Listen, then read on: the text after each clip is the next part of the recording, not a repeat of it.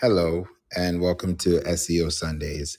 The topic today is Yoast SEO or Toast SEO. I had to do that because this is going to be quite the interesting topic because I was thinking about it recently and I was asking myself, how can I explain what Yoast is to people who use it so that they don't think they're just sticking on an SEO plugin on WordPress and expecting the SEO to kick in.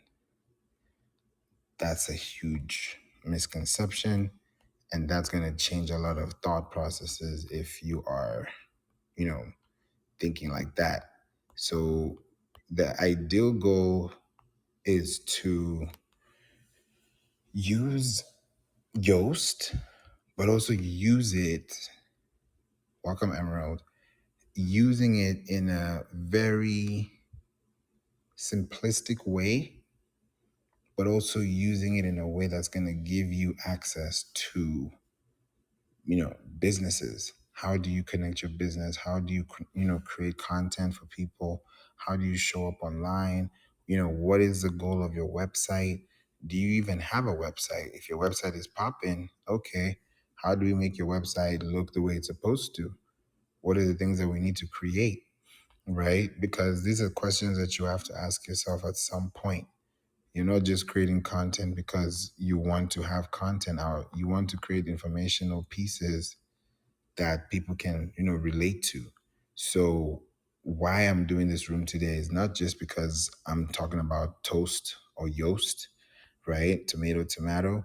But the essential goal for this room, right, is so that you can decide which side you want to be on, right? Where do you really want to connect the dots? Where do you want to build your business? How do you want to build your business for 2025? Right? There are so many questions you have to answer. And one of those questions you have to answer is, how am I going to apply what I'm doing for the future? Right? What am I going to do? How am I going to do this? What are we creating? How are we creating businesses? How are we building character? Because the characteristics we're building online are great, right? But guess what? If we keep on doing the same thing, expecting a different result by doing the same thing over and over, it's not going to get to a point where you'll be so confused. You'll be like, what is really going on here? Are we really going in circles, or are we learning about the things that we need to learn about? So I've come to a point where I've said, hey, if we have to make this happen, if we have to show that this is what needs to be done, then it got to work out the way it has to. In fact, I was talking to my brother, and he was even asking me because I'm planning on some things right now, and he was asking like, okay, what do you do? Like he knows what I do, but if somebody was to ask you what you do, like what is your real goal? What is your like what are you doing for people? Like, yeah, you do all these amazing things, but what is a core? And I thought about it. I was like, this is a very important question. So I thought through it and I even wrote it down. And my answer to that question, I think this is probably the first time you're ever hearing me say this on Clubhouse. In fact, this is 4 years on Clubhouse, November 24th this year. I'll be 4 years on this app. So it's just interesting to think about all the time I've been here. And what came to mind was, what's really one thing somebody would say about Favour that they learned or that they know about him? I was like, what would that one thing be? And it came to mind, and it just took me back in time. And I was like, if there was one thing I taught you, is how to be self-taught.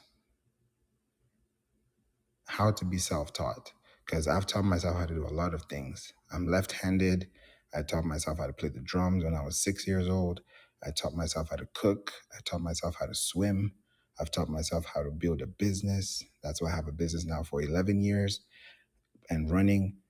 I've taught myself how to start a podcast. Now my podcast is top 3 globally in 120 countries worldwide. Like, I've taught myself how to do a lot of things, and I'm still learning. I don't know everything. I'm not the best at everything, right? But I'm good at something. You're good at something too. So I've taught myself how to do these things, and I'm showing up on Clubhouse. If it wasn't for a podcast starting in 2019, I wouldn't be on Clubhouse today. Y'all would not be in this room. There'd be no episode like this. So all these things are intentional, and I'm grateful, that I'm able to connect with people at this capacity, helping businesses start from scratch, giving people ideas on how to do business better. Like, it's not just about talk, talk, talk. Like, there's some things we got to do while talking. And sometimes we don't even have to say anything, just show up. So that's what I'm doing right now, showing up for you. So you can also listen to this episode, listen to this room. If you have any questions, feel free to ask me. This is a free space, and it's a dope place as well. This is a marketing club. We've been growing to about 350,000 members, and I'm not the founder, but I'm one of the leaders here, and I've been leading this for the past 3 years. So it's been amazing. Actually, I think it was November 21. Yeah, that's when I think I had my first room, with someone that works at SEMrush. And his name is Rich. I can't forget that episode. That day was very, very, like, it was a debut room. It was really nice. So I've been doing it ever since then, and I've connected with so many people to the point where now this house is just growing, and a lot of people are learning new things. They're learning from me, they're learning with me. I'm learning from you. I actually learn more from you than you learn from me, because I have more to learn about. We're all different, right? So it gives me more capacity to, learn a few things, because I'm learning about your business. Everybody has a business. We've taken care of a lot of healthcare businesses this year. We're doing real estate businesses this year. We've done food businesses, catering. We've covered, what else have we covered? Health. I've said that too.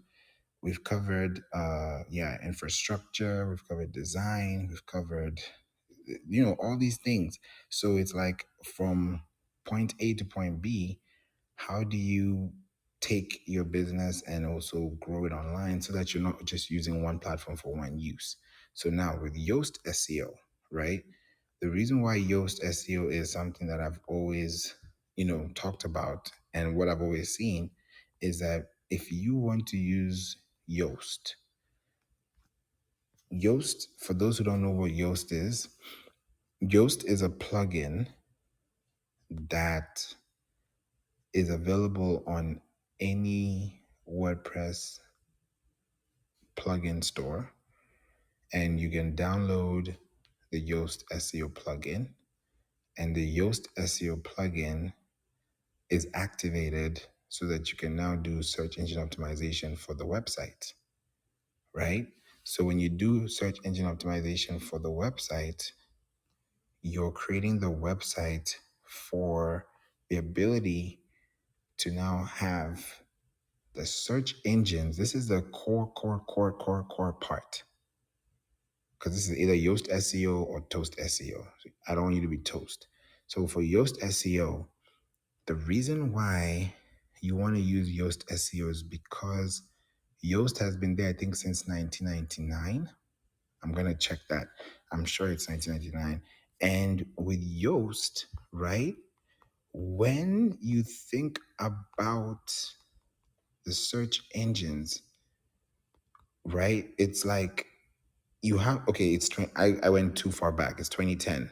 Yours is 2010. I think I was thinking about something else in 99, but it's 2010 by Juice DeValk, right? May 2010. Just wanted to make sure you guys got that. But you can trace it back, to 2005. You can go back. And when you think about businesses, they don't, like, businesses that start as a business, they didn't start as a business on the business day it started from the idea phase. It started from the when the business started, from the mind. So I'm sure it happened a long time ago, but factually, that's where it is. So if you're using Yoast, right, Yoast is great because you're able to open up something called a sitemap, right? And what is a sitemap? A sitemap essentially, right, is the brain of a website. So if you have the brain of a website and the brain of the website you have has links, you've built internal links, you've built external links, you have canonical tags, you have URLs, which stands for Uniform Resource Locators, you have branded pages, you have non-branded pages, you have a home page, of course, you have about page, contact page, you have your shop page, your product page, your checkout page, you have your blog page, you have your services page, you have your location page, you have your privacy policy page, you have your terms of service page, you have the pages that you need to justify the business you operate, right? When you have all those pages, and including your name, because when you also write these articles, there's an author. Every article online has an author, right? So if the author of the article has social media, connect your LinkedIn, right? Connect your X, connect your Clubhouse, connect your business portfolio. So when somebody's reading your newsletter, you can also check your social profile and also, just check how you're talking about things. You may not need to talk about it all the time, but the time you talk about it is when the time people are actually investing their time to, listen to you. So it's interesting to use Yoast because when you have all these things connected, essentially your Yoast becomes very powerful because that is the same sitemap, because normally it's sitemap underscore index dot XML, right? And sometimes I think about it like this when I think about websites and build, right? This is something that has to, to help with in other areas too. Zophie, thanks for this question. Not only SEO services, we're actually opening up to some more. It's just that the SEO services what we've been focusing on, but whenever we get on a call, I'll open up and give you more as well.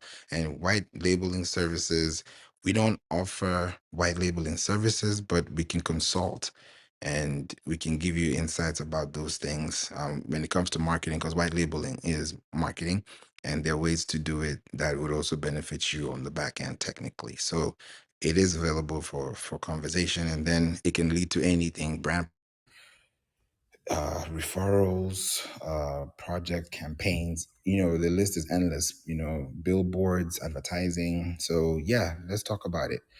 Just make sure that you click the link in there, and if you have any questions, please let me know. I'm going to put the link to book a call with me if anybody is interested in getting in a conversation. Please let me know. I've put the link in the chat. So feel free to, yeah, where is your agency based? Yeah, so I'm based in Houston currently. So I think you're in New York, I think. That's what I'm saying. But yeah, so if you have any questions, please feel free to reach out, and we'll make sure that we, especially on LinkedIn. Yeah, connect with me on LinkedIn. That's very important, by the way. So yeah, yes, currently. Okay. Yeah, definitely would love to connect. Feel free to book the call so we can connect even more off Clubhouse and really, get the job done, get the work through, and be very intentional about connections. So I'm excited about Clubhouse. That's why I'm really grateful for people and connections. You never know. You just never know. That's why you have to be good, just be humble, just do your part, and then God will do the rest. So just, be good to people, and, the same will happen to you. Just, know what you're doing it for and be intentional. So that's why I'm intentional about this room, intentional about this space, just being here, even if it's one person, two people. I'm not here to, bring the whole house into the room. I just want to help the right person get the right thing. So with Yoast SEO, why I think it's good that it's underscored is that because it's underscored, it could also give you another layer of, consumption with search engines, right? Because if you have a website, everybody has a website. Let me put it this way, there are 8 billion people in the world, and they're close to a quarter of a quarter billion websites available. There are about 1.9 billion websites in the world. right now. So, how do you stand out? That's the big question. Yoast SEO is just like a little particle in the ocean. It's a tiny dot. Like Yoast is not even like that. Like it's not even close to finish. This is just a layer. This is like when you're building a house. One brick is not going to build a house, right? So this is exactly what it is right now. The real question is, can you be seen and can you be remembered? Online, offline. Can you be seen? Can you be remembered? Can you build a business? Can you sell your startup? Do you have an exit plan? Can you merge? Do you have a marketing stack? Do you have do you have communications and systems? Do you have operations that allow you to really get a honed down ability to even get to the finish line by understanding how you acquire leads? How do you qualify your leads? How do you justify your leads? Right? How do you nurture your leads? These are questions because you can have 1,000 leads, but no one's buying, no one's opening, no one's clicking, no one's reading, no one's even paying attention. That's a big question. How do you even how do you keep people's attention? That's the question. And I didn't rhyme intentionally. I'm just a songwriter, so it can happen. But really though, how do you as a business owner, right, create content for businesses? How do you give people the insightful information they need so that they're looking for those things? Because we've built WordPress websites. Only God knows how many websites we've built this year. We just finished one this morning, right? Like it's a huge thing, right? So building websites, podcasting, Pinterest, digital billboards, email marketing, pretty much full stack marketing. That's where it is. Because if we're thinking about marketing for the future, how do we market right now? Who are the people that we're connecting with right now? And yes, Zophie, services will be offering soon an ideal target market. Well, good question. Let me put it this way. One thing I have noticed is out of these three things, right? There are three types of markets, right? Some you may know this, you may not know this. For those listening, there are three types of markets. Three, just three. And these three, you got to be in all three. You can't be in one or the other. You got to be in all three.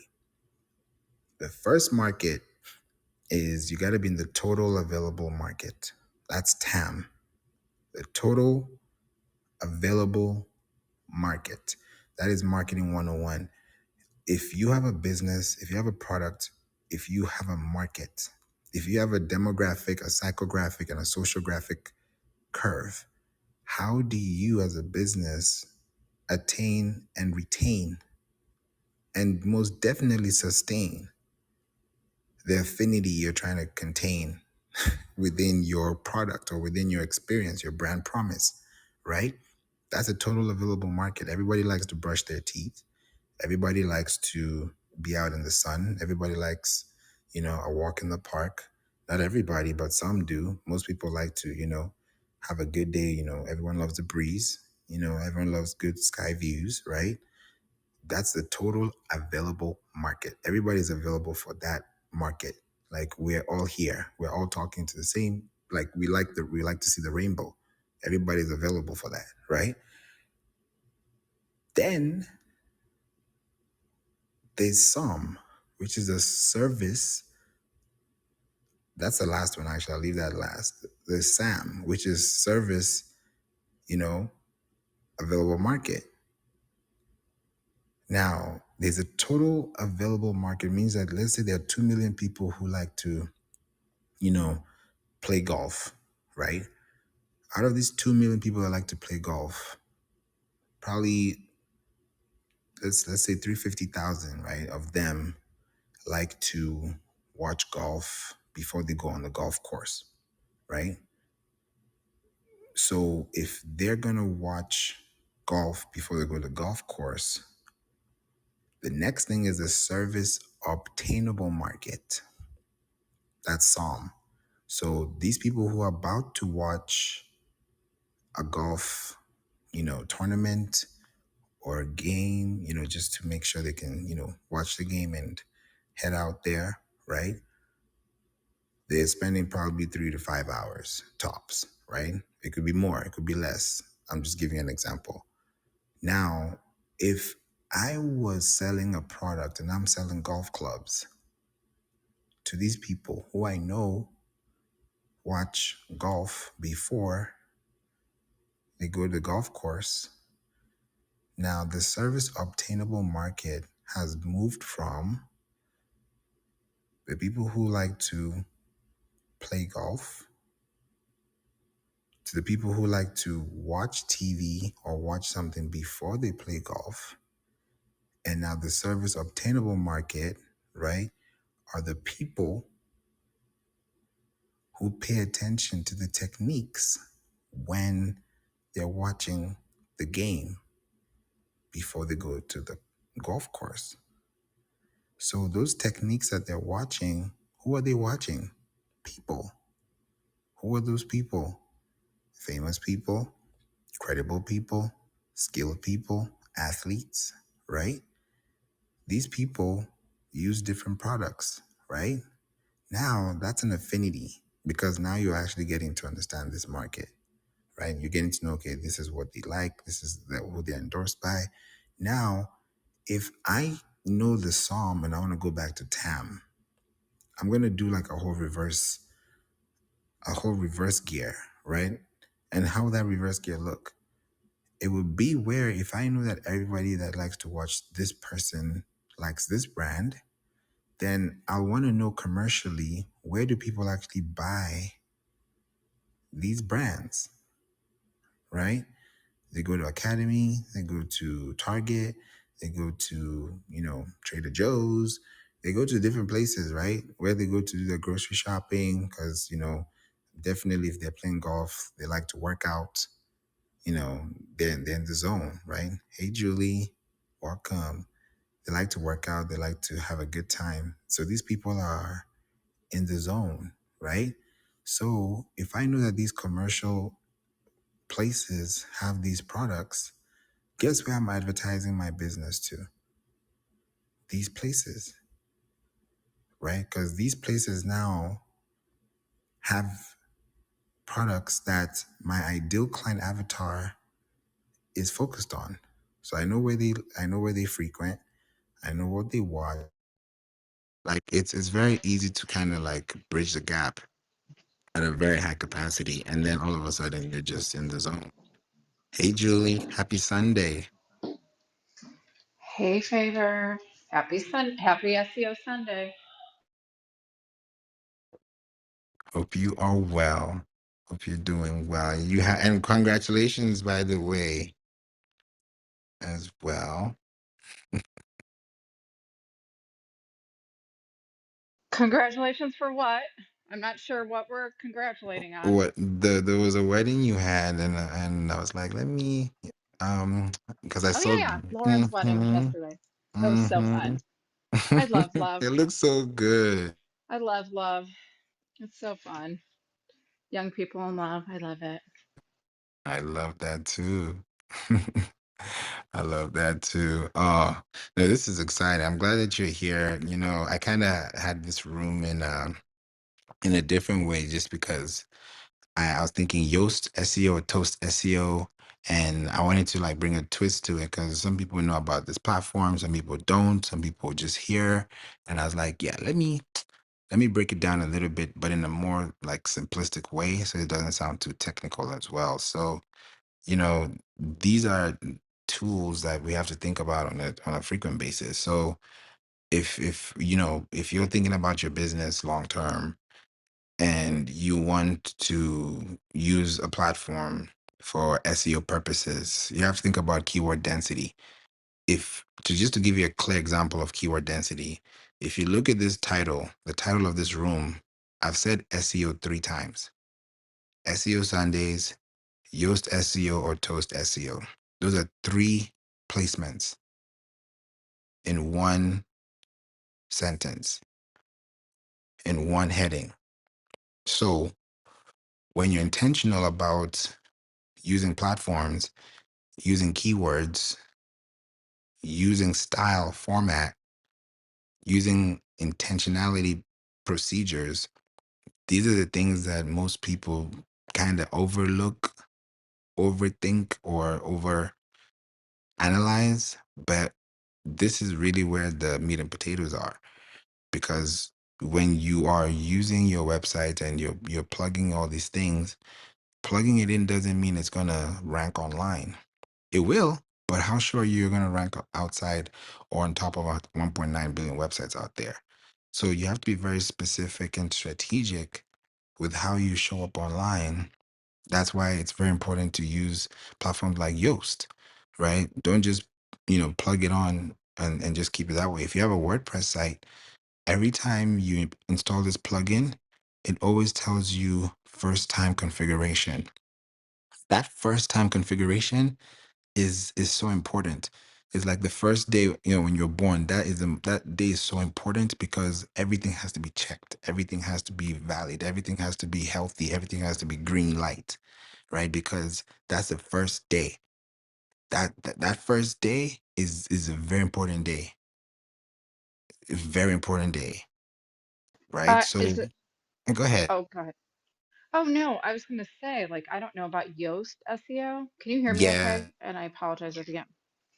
I got emails from Ahrefs, Hrefs. They do monitoring of like the health of my websites and SEOs. And I don't know if this has anything to do with it, but what I found is that most of the search engines that found my websites were from my blog. And I found that very interesting. And I don't know if that has to do with Yoast. So I don't know about Yoast. So I don't want to change the subject, but I just wanted to share that with you. No, thank you. Thank you. Now, yeah, Yoast is different because like different websites have their own special, I'll call it sitemaps, because Yoast, I would call Yoast a sitemap, because a map has details and a map has coordinates, it has pointers, it has, links and all these things. So I'm looking at Yoast as a plugin that most people use on WordPress, for those who use WordPress websites. And if you use the platform, you're using it to, do SEO, as most people would say, but that's not going to be the meat and potatoes only of you doing it. So like for Wix, for example, Julie, like if you go to like the SEO section on Wix, you'll see like on my dashboard, there's a place that talks about like an SEO setup checklist. So that SEO setup checklist is kind of like the Yoast first time configuration in a way, because you're putting in keywords, you're putting in placements, you're putting in your social media, all the things like what your business is, your logo, all those things that are going to make or break your brand are all in there. So that when that sitemap is now launched, it's now launched with that data file. It's like for podcasts, when you have an RSS feed, all those podcast episodes, titles, links, artworks, JPEG or PNG files, MP3 files, MP4 files, all of them are stored in that one RSS feed. So when you're feeding that link, SEO with Yoast is kind of the same thing, but it's a brand that allows you to really sustain your business online, so that when search engines like Google bots, Microsoft, when it comes to Bing, you.com, which is powered by Bing, which is an AI search engine, you're on Perplexity, you're on ChatGPT, you're on YouTube, Pinterest, all these platforms. When somebody's searching for something, whether branded or non-branded, your website could show up as a result. And because let's say you use LinkedIn and you use it for business, you're professional, you're out there, you're networking, and then you have a website, because you have Yoast, you now use Yoast to, you know, optimize your website. But on top of that, now you have articles that has your name on it, and your name has your links, which include your LinkedIn. So if you're on LinkedIn making posts, you're on websites publishing posts, and you're sharing posts from your LinkedIn to your website, and you're sending, your website traffic through social media, then you're creating a vicious cycle because now your website is showing your name, LinkedIn is showing your name. So the bots are going to match those names. There's going to be a search match, there's going to be a match find. And then once it matches those filters, people get to know like what you do, like what you always posting, what you're always connecting. So that now becomes the experience people get to see. Then all of a sudden your posts now become very, you know, top ranking, performing, enabled, if I can put it like that, on the web because you're really answering questions, you're publishing pages, your name is always there, your social media is always connected, you're sharing content, and it's also, serving the available market, but you're also obtaining leads from the markets that you're connecting with. So all of a sudden, you have structure because you're using this website for that need. So different platforms do different things. Like even with Yoast SEO, there's rank math, which is something that people can use too. And I've seen them all. But when I think about longevity, if it ain't broke, don't fix it. And if it's really working, then let it, work to its full capacity. So Yoast is a plugin on WordPress that most people use, but most people also assume that when you plug in Yoast and you do the first time configuration, and it's all plugged up, that's it. That's really not it because you'll be surprised at how much data that thing has that you'd be surprised at your own report card. Because I did an audit of a prospect's website. I had a talk with someone, very good business. I love what they're doing, but here was a problem when I checked their sitemap and I was showing them, I shared my screen with them. I said, this is exactly what I'm seeing. And I want you to see the same thing you're seeing. Because if it's not addressed now, it's going to get to a point where it become obsolete and you'll be losing out on so much data that you wish you could have started earlier. And I showed them, I said, here's your sitemap. Your sitemap says the last time your website was modified was, I think it was October 2015. We're about to get to 2025. So it's almost 10 years since this website has not been updated in the middle of AI, in the middle of all this core Google core updates. And just so much has happened in 10 years that your website has not been updated in 10 years. So when I hear the stats, saying that, statistically, people have reported that, and you can do your research, guys, too, that out of a 1.9 billion websites active, available, this is the total available market, only 82%. I mean, only, let me flip that. It's not only over 82% of websites have not been updated in the last 6 months. That number may have changed now because I got to know about this, at the first quarter of the year. So I'm sure that number has definitely jumped up by a huge margin. And it's probably worse because there are more websites being built, more AI websites being built, more podcasts being published, but not everybody gets to finish a 52-week cycle repetitively, accurately, What do you mean by progressively. update? Like, because I update my website all the time. Do you mean, what does it mean when you say update? It might mean something different from me or you. Yes, great question, Julie. So, update means that you've gone to the page you first published and you can now republish the page with added information. So, you can add an infographic, some new statistics, maybe an FAQ, maybe a few images, maybe a few headers, a few pointers, just to add more context to what has already been applied. Let's say something happened contextually, you want to refer back to a post you wrote maybe 2 months ago and the first time you talked about it was 3 years ago. So now you're updating that post because the story came up again and you're updating that article. So you now have two instead of one, contextually referring to the same topic that people search on web. So you have more compound interest because you have more pages interlinking to each other, which are also being read on the sitemap, which is being consumed by the search engine. So you kind of get a better average and you'll have a more adaptable experience because people are finding you in more places than just one web page, if that makes sense. Yes, it does. Thanks, Faye. Thanks, Julie. That was a great question. I hope that helped you guys too, because, it's hard to update pages, especially when you have a lot. Like the more pages you have, the more backlog you get. So, best practice, I always tell people, and if you're listening to this and you do this, try this out. It never hurts to try, right? For every, let's say, huh, okay, let's make it very easy. Let's say you write one article a week, right? In 4 weeks, you've written four articles. So by the fifth week, you should be updating the last four articles. So if you have the first article, you drop it. The second article, you update the first one. You get to the third one, you update the first and the second one. The more you do that in a bulk, it's better for you long term.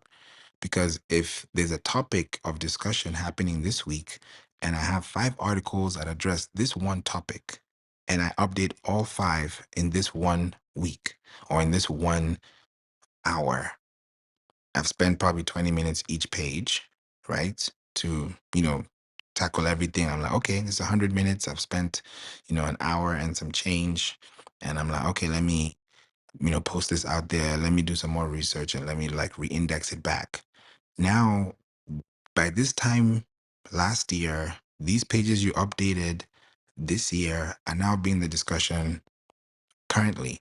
Like in the new year, it's going to be, tax season. So everyone's going to be going online, searching for this, searching for that. So if you have a business and you think about tax preparation, then you should be writing those articles now for then. So when that time comes, when people are searching for those things, you're already showing up because you have enough things to talk about. And because you talked about it last year, you just have new information, new acquired knowledge, which gives you more insight to address more topics contextually in the new year.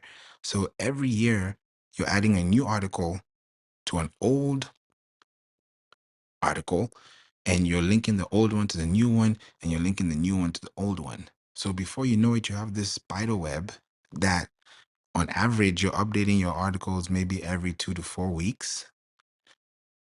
That's better than most, where people don't even update their articles at least once a year. Like it's hard to see those things. So that's why I think it's good to update and make sure that your website is not just being obsolete, but you're able to use those things and make those differences, because those are the things that make the difference. That's what makes the clear difference.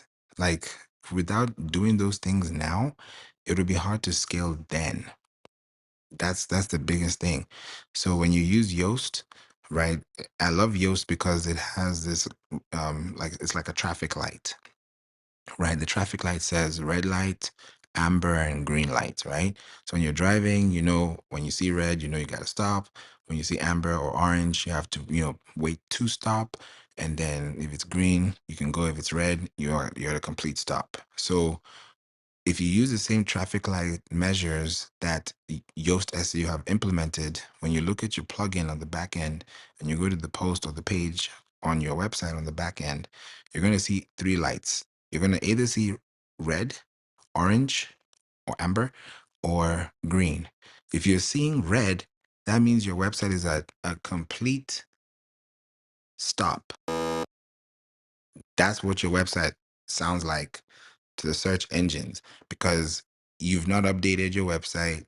You've not made any changes. Nothing is new. You know how I can ask you, hey, what's new? If you say nothing, then what have you been doing all year? If somebody says nothing's new, something gotta be new. You're not the same age you were last week, last night. So something gotta be new. But it's not new because you're not renewing your mind. You're not renewing your thoughts. You're not renewing your pages. You're not renewing things that need to be redone, renewed. You can renovate your house. Why can't you renovate your website? Renovate your portfolio. I renovated my LinkedIn this afternoon. So I'm always in renovation mode. It's not something that you always do. Like, think about the caterpillar to the butterfly. I watched a video on Instagram and I saw how the caterpillar, transformed into a butterfly. It's like a whole new being. Like, it's so beautiful to see that. So when you're doing that for yourself or your business, don't just leave those things in plain sight, because they are in plain sight. If you put your website right now in the chat, I can see when last you updated your pages. It's public information. So you don't want the algorithm, the bots, the search engines not to recommend you because you're not updating them. It got to be a two-way street.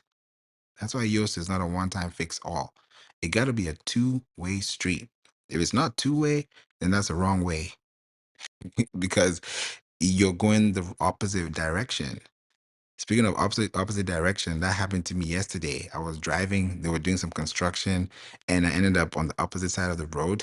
So thank God it was like a Wait, yeah. that's really scary, by the I'm way. so serious. It was so bad because they had like this, orange like the orange cones. So the cones were leading to the right, but they also had some on the left. So I was like, wait a minute, that's the opposite side of the road. So by the time I got like 1 second in, I'm seeing like the incoming traffic, but it was really slow. Thank God it was like yesterday evening and it's in the neighborhood. So it wasn't like on the highway or the road. So I saw that, I was like, huh. So I had to make a turn so I could get to the other side of the road and continue. But I'm giving you guys this story because it's real life.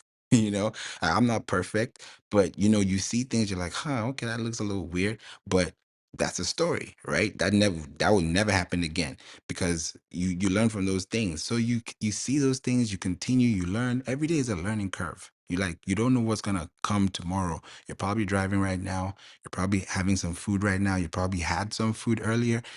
You never know. Like, you're not sure of tomorrow. We're not sure what's going to happen this week. We don't know. Only God does. So you have to just be in that position of understanding what you got to update. Update your database. Every business right now is doing an update on their inventory. Every business. If you're focusing on your taxes, focusing on your budgets, your profit and loss statements, whatever it is as a business, you're doing that right now. Somehow, if you are, you should, because that helps you to evaluate. Like for my business now, we've been doing this for about 11 years, and I'm like, yeah, it's time to shift gears. So in the 12th year, now the goal is to open up new plans. So we've been having, business plans, but we said, you know what, instead of just doing business plans, we're going to split it up into four types of plans. So we're going to have small business pricing plans.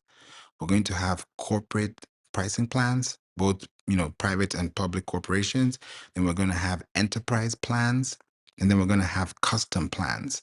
So they're all going to have their own different levels of payments, of processes, of intel. And the question would be, what's your company size? If you're between 1 to 10, if you're 10 to 50, if you're 50, to 100, if you're 100 plus, if you're 100,000, like that number will grow. So, and how am I learning this, or how am I knowing what I'm doing is supposed to be done the way it should be? Is because I'm looking at my LinkedIn. My LinkedIn analytics are so they're so spread out. When I look at my analytics, right, and I see the company sizes, I see the industries, I'm like, these are industries that we could be serving. One of the industries that really needs help right now is the advertising services industry. I've been seeing it on my feed because a lot of people want to learn how to advertise. Yes, you have a business, but are you good at advertising? That's the real question. Are you good at CRO, which is conversion rate optimization? That's the real question. Are you good at conversion rate for your emails? That's big, right? You have to think about thinking big. So these are things you have to think about now. So if your business is using this Yoast, or not using Yoast at all, but at least you have a website, you definitely have a sitemap indexed in there. So if you're updating your pages, your posts, these things have to be done in a good way so that you can actually see the green light. So on Yoast, they have the red light. That just means your website is a complete stop. Orange or amber means that your website or your web page is almost seeing the light of day, almost, because you're actually paying attention to the guidelines. And how do you turn from orange to green? You have to look at those things that they give you on the left side. You have to think about your keywords, right? And whenever we do SEO, for websites too, the very first time you connect your page, this is so unrelated, but this is super related at the same time. I don't know if this is going to make sense, but I got to say it. When you connect your Yoast to your website, the very first time you want to search for something called a key phrase, the very first time you do that, the very, very first time you do that, that key phrase, right, is going to ask you whether you want to authenticate to SEMrush. So if you don't have a SEMrush account, sometimes it may not really work like that for you. But when you have a SEMrush account, right, that SEMrush account allows you to turn that from just being a SEMrush account to now even having access to Intel and search-based data points that you can use right from SEMrush. And it gives you insights and tells you about these keywords. These are the different things that are happening. So you're not just, how do they call it these days? You're not in Delulu mode, right? You're not just in a weird phase. You're in a place that can actually give you something long term. And what's this long term success is by being very particular with how you show up, right? So if you're going to use these platforms to get to the top of the search and you're focusing on keyword density, like right now, SEO Sundays, Yoast SEO or Toast SEO, that's three. Those are three counts, right? Because I said it three times in one line, right? It may be two lines, but it's one sentence. So when you're connecting with this service obtainable market, now I know that, okay, advertising services, this is what they need.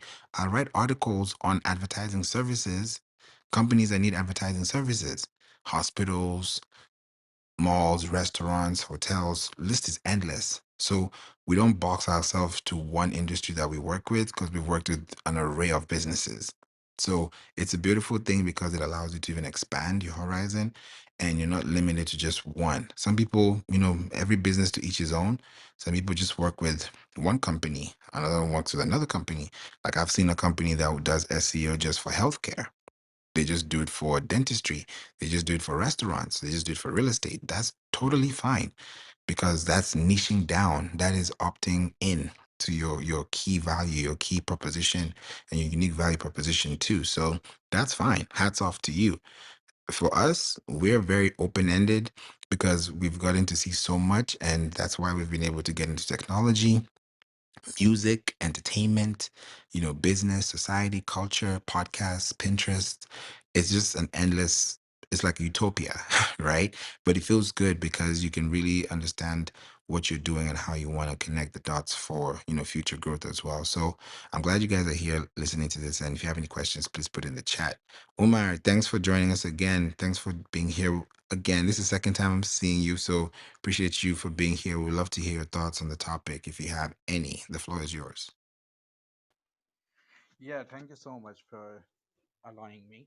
Um, I want to add some more points on it. I appreciate your all points about yours. We have another rank math also, the plugin. I want to add the point about the website speed. If your website speed and structure is not good, your SEO investment and efforts will be zero. So you need to make sure that page insights of Google page insight speed checker should be under the 70 to 90% for the mobile version and desktop version. So you can continue this talk after me. Yeah. Thank you. That is a big point you mentioned there. Speed. Money loves speed. Internet loves speed. We all know that. Light loves speed. So your website needs to have speed. When you're in the Olympics, you want to be the first in line, right? You want to be first place because you want to be the fastest. You want to get that gold trophy, that gold medal, right? So that that is spot on. And how do you maintain high speed? How do you maintain high speed? By looking at your images. If your images are megabytes on average, that's a problem. Imagine if you have 50 links, 50 images, 50 products, and for each product has 5 variations. That's 50 times 5, right? Yeah, I agree. And the speed is about not only images optimization, yeah, but it is about 20%, but mostly somehow we how we develop the website, how the structure of the website, how the plugins in the WordPress especially and Shopify, how the plugins are updated or not, licensed or not, and the CSS minifiers non or not, JavaScript has been minified or not, what is about your server, how good your server is it. So there are many factors for the speed, yeah. Thank you for giving us that insight. You're right. Majority of the images you see on Google Images come from your website. They come from Pinterest. They come from YouTube thumbnails. They come from blog post featured images. They come from the domains. They come from a sitemap. So it all goes back to what I was saying initially. It has to start from home. Charity begins at home. So when you upload these things, even PDFs, yeah, it's good to have a PDF, but don't make your PDF 300 megabytes. How's someone going to load that? you know? So you have to think about those things and ask yourself those questions so that it becomes easier for you to break down. So this is something that I just wanted to talk about today. I know it's very technical, but I had to make sure that I brought this in so at least you understand what you're doing. And if you have a question or need help with your website, whether it comes to renovation, management, advertising, placement, please reach out to me. My link to book a call is in the chat. You can also click the link above and visit the website so that you can also inquire about our services. And if you also do want to, listen to podcasts, that's also available too. So everything is resourceful, but it's only resourceful if you apply it to the intentional process of what you're creating. Yes, Omar. Agree. It just takes time. It takes time, but the time it's taking will be worth the time. I think I've said this before. You know, you don't brush your teeth one time a year, right? You don't brush your teeth once a year.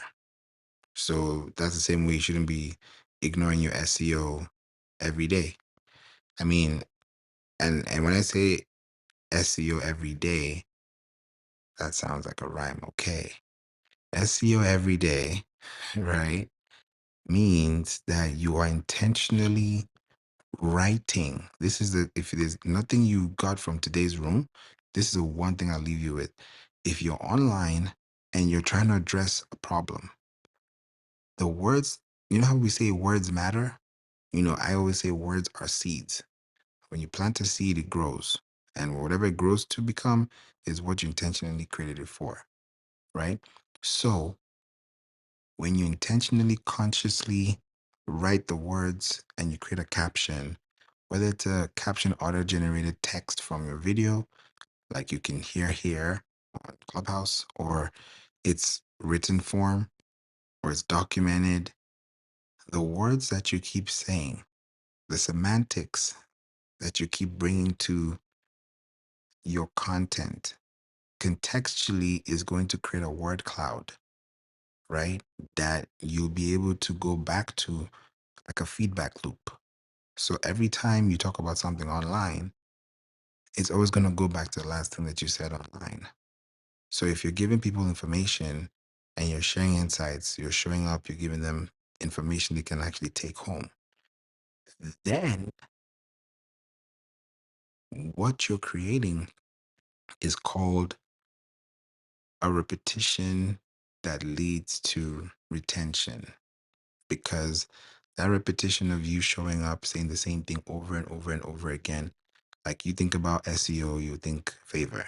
You think about Pinterest, you think Favor. You think about, drums, you think Favor. Maybe, you think about something in your life, you remember the person you thought about, or if you listen to a song, you remember the moment you were in when you heard the song the first time, or how that song meant to you or felt to you when you were listening to it at the time you were in at that particular time, right?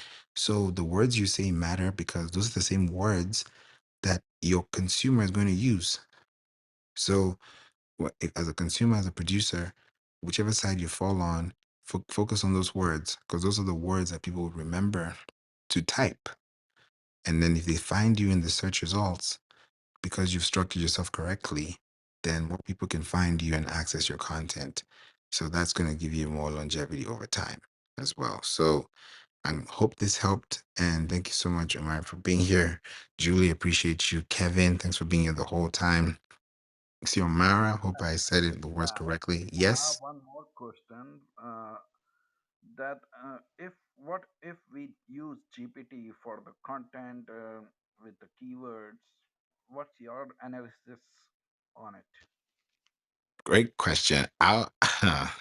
This is what I'll say. I want to make it simple because everyone has their own theology, if I can put it like that. Everyone has their own theory, they have their own practice. I don't want to, ruin anything in that regard. But what I'll say is if you're going to use AI, ChatGPT, Perplexity, Cloud, anything you want to use out there, the list is endless. Make sure that it has an emotional connection. That's just the biggest thing I'll tell you. And what about plagiarism? If we found the plagiarism on it, like copied content, uh, I mean, if it's copied, you don't even want to be in that category because if you're creating content and you're using, ChatGPT, copying and pasting it, that's laziness, to be honest, and that's on you because if you're lazy about your business, your consumers will never pay attention to you. They'll be like, nah, that's a lazy guy. That's not gonna work. So plagiarism, you don't want to be in that category. So if you're creating content, create content, make sure it's adaptable to your style. You're creating content that has relationship material, and what the best way to avoid plagiarism is, having a podcast, being on video, using statistics, having FAQs, being very responsive with your questions, giving examples. That's going to set you apart rather than just copying and pasting content as well. Does that help? I agree with you. So, how you manage the keywords? Like in the one paragraph, are keywords needs to be duplicate, or in the let's say I have one blog. How much keywords I should you use? Like 5 to 6, 10 to 12. How much in the paragraph? Those days are over. Let me start by saying that those days are over. Those days when you used to count the number of keywords to keep on a website or on a page, or you got to hit 1,200 words.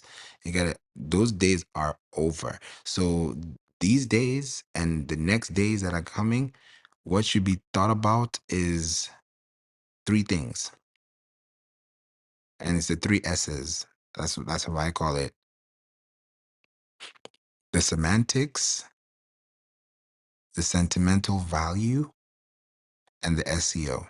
Those are the three things you have to think about: the semantics, the semantic, making me say this thing again: the semantics, the sentimental value, and the SEO, right? Because the semantics are going to give you a holistic approach to how this works. So if you're going to use keywords, the semantics around those keywords, they call them LSI keywords, latent semantic indexing, right? In other words, how do you make sense of if I'm talking about an apple without expressing the word apple or saying the word apple, how can I describe that I'm talking about an apple? You know, when you play charades, if you've ever played charades and you're playing trying to describe a word without saying it, That's the kind of thing you want to do with SEO in terms of semantics, right? Then the sentimental value is that emotional piece.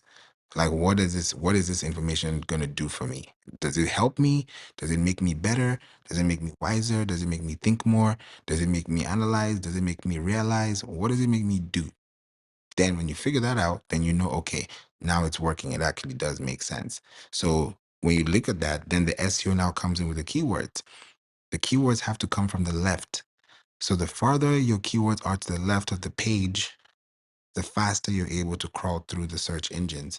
Because if you have a website, your website has a domain, and that domain has a URL, and that URL has a pathway, right? So if that pathway has a keyword attached, then that is a keyword that you're going to use in the URL to send a message. So if I send you an email and that email has a link, and that link is with a keyword, intentionally, I'm telling you that this is what I want you to click on because this is the keyword that you search for, or this is the keyword that you search with.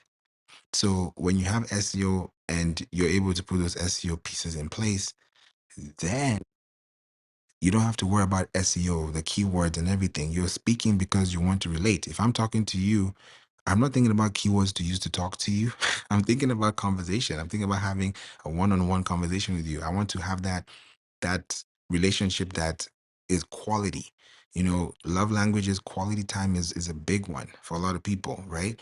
So if love language is quality time, then what am I spending in that time that is actually qualified to be called quality? Because anything can be quality to you, but that's not quality to me. So it has to qualify and justify the reason why you're creating that content for the people who are receiving it. So if there's semantics, then those words have to semantically play. Because if I'm talking about something and I have a focus key phrase and I use it on Yoast SEO, for example, the focus key phrase on Yoast would be, I can say Yoast SEO, for example, this room, Yoast SEO. Now, Yoast SEO is going to be the URL of my podcast. Yoast SEO is going to be the URL of my blog. Yoast SEO is going to be the URL of my LinkedIn newsletter. Yoast SEO, and I mean Yoast dash or hyphen SEO. That's going to be the URL, the uniform resource locator for my email, right? Within my email. So if I'm typing Yoast SEO in the title of my email subject line and the link has Yoast SEO there, and then in that link has an SEO or Yoast SEO image, right? That has it's pretty much like a graphical text, right? In that graphical text, I can see the words Yoast SEO there. In the alt text, which is alternative text, I'm seeing the word SEO in there. I'm seeing Yoast SEO in there. What have I just done? Even the file name of the featured image has the word SEO, Yoast SEO in there. When you look at that tree from the top down, back up, the fact that you've used that keyword in so many places at the same time has allowed you to go to the root directory of that keyword, and now you can actually uproot that keyword and show up, to different places. So it doesn't just mean having a keyword in the title. The meta title is just one place. There are many other places to put it in, and I've given you a couple. So it has to definitely give us, insights. Tracy, you want an example of the SEO for an Apple? Okay, we can do it. Ibrahim, thanks for that thumbs up. Okay, all right, here we go. So if it's an apple, now let's go. Now, I'm talking about semantics right now, and this is exactly what I was referring to. If I say apple, and if I say apple, which apple do you think I'm talking about? Is it Apple, the actual Apple, or is it Apple, the Apple company? That's a big question. You see, now you got apples in my on the feed. You know, you see what I'm saying? So the semantics matter. If I'm talking about, I want to make apple pie, that is not an Apple iPhone. So if the word apple is in my URL, what am I saying semantically that's going to justify and qualify that keyword to match the search filter that I'm really intending that keyword for? Because it's search intent. I'm looking for apples. It could be green apples or red apples, right? We just saw a red apple, right? What if I like green apples? What if I love red apples? What if I love apple juice? What if I love apple tarts? Like, what if I love apple jacks? Right? The cereal. Like, it gets to the point where you have to really ask yourself, what am I yoasting for? If I can use that word. What am I yoasting for? What am I creating content for? If this content has the content and it's reaching if it has the right context, you have to think about those things as well. No, I didn't open up this late. I think it's late for you. Sorry, Liverpool. I know the time zone is different. It's 5:20. And then we just had daylight savings in the US too. So, and I would say North America generally. But yeah, so this should be 6 o'clock. So for you guys, I don't think it changes, but it has changed. So yeah, definitely the time has changed for sure. What's up, Liverpool? How are you? I'm okay, Favour. I'm okay, Favour. Speaking about daylight saving time, we do actually have that as well. Yeah, so the clocks went backwards. So it's all the countries in the west that obviously move backwards and forwards. It's just people that are below that are near to the equator, so places like Africa and things like that, where they don't have the thing called the time zones moving backwards and forwards and things like that. But yeah, I still to be fair, did you say it's about 6 o'clock where you are? So but yeah, it's still kind of late because usually you open rooms around like 2 p.m., 3 p.m. my time, so which is in the morning. So yeah, I'm not used to opening up these rooms this late, but I hope you had a good week and had a good weekend and had a resourceful Sunday as well. But yes, what are we talking about today, Favor? Let me just have a little recap because I've only just come into the room, if you don't mind. Thank you. Thank you. Yeah, so we've been talking about Yoast SEO, which is a plugin on WordPress that allows businesses, or let me just say website owners, to attain search engine compatibility. Let me put it like that. Because Yoast SEO is a standard plugin that you can install and activate to your WordPress, dashboard. And that allows you to focus on key phrases that you can rank and you can actually detect based on activity, based on search, based on, performance. And what I love about it is that it's a sitemap too, because you don't just get one sitemap. Sometimes people think a sitemap is one. There's more than one sitemap. There's an author sitemap, there's a page sitemap, there's a post sitemap, like there's a category sitemap. It gets so deep that you can't but just have something that actually gives you those results. Because you can have web pages, you can have all these things, but those are the things that are really going to matter. And those are the things that are really going to make your business make that next, big step. So it's not just about creating content. It's understanding, like we're talking about apples, shout out to you, Tracy, on how apples matter, because they say an apple a day keeps what, the doctor away. So we can talk about quotes about apples and all these things, but semantically it has to make sense. I have to know why I'm writing apple. So if I type in apple dot, people will see apple.com. So that it has to make sense. And if somebody is also using the same type of keyword, how will they use that so that they can be separately different, if I can use that word, or they're just comparatively advantageous to their benefit as a business because they focus on phrases that actually match the intent of the search or the buyer, if I can put it that way, that is looking for their product or service. So yeah, Yoast SEO is a plugin. And why I put Toast SEO is because some people just leave it there. You know how you toast? You pull it down and you got toast in 5 minutes and you think that's SEO. It's not like that. Yeah, Tracy, it's not like that. People just set it and forget it. It's like, oh yeah, Yoast, I got Yoast, I'm good. No, you're not. You've not even touched the surface, because that sitemap is probably not even indexed correctly. It's not it's just not working, because it's not just about the sitemap. The sitemap has a reading, it has context. So if each of the pages you have are out of context, then your sitemap is out of context.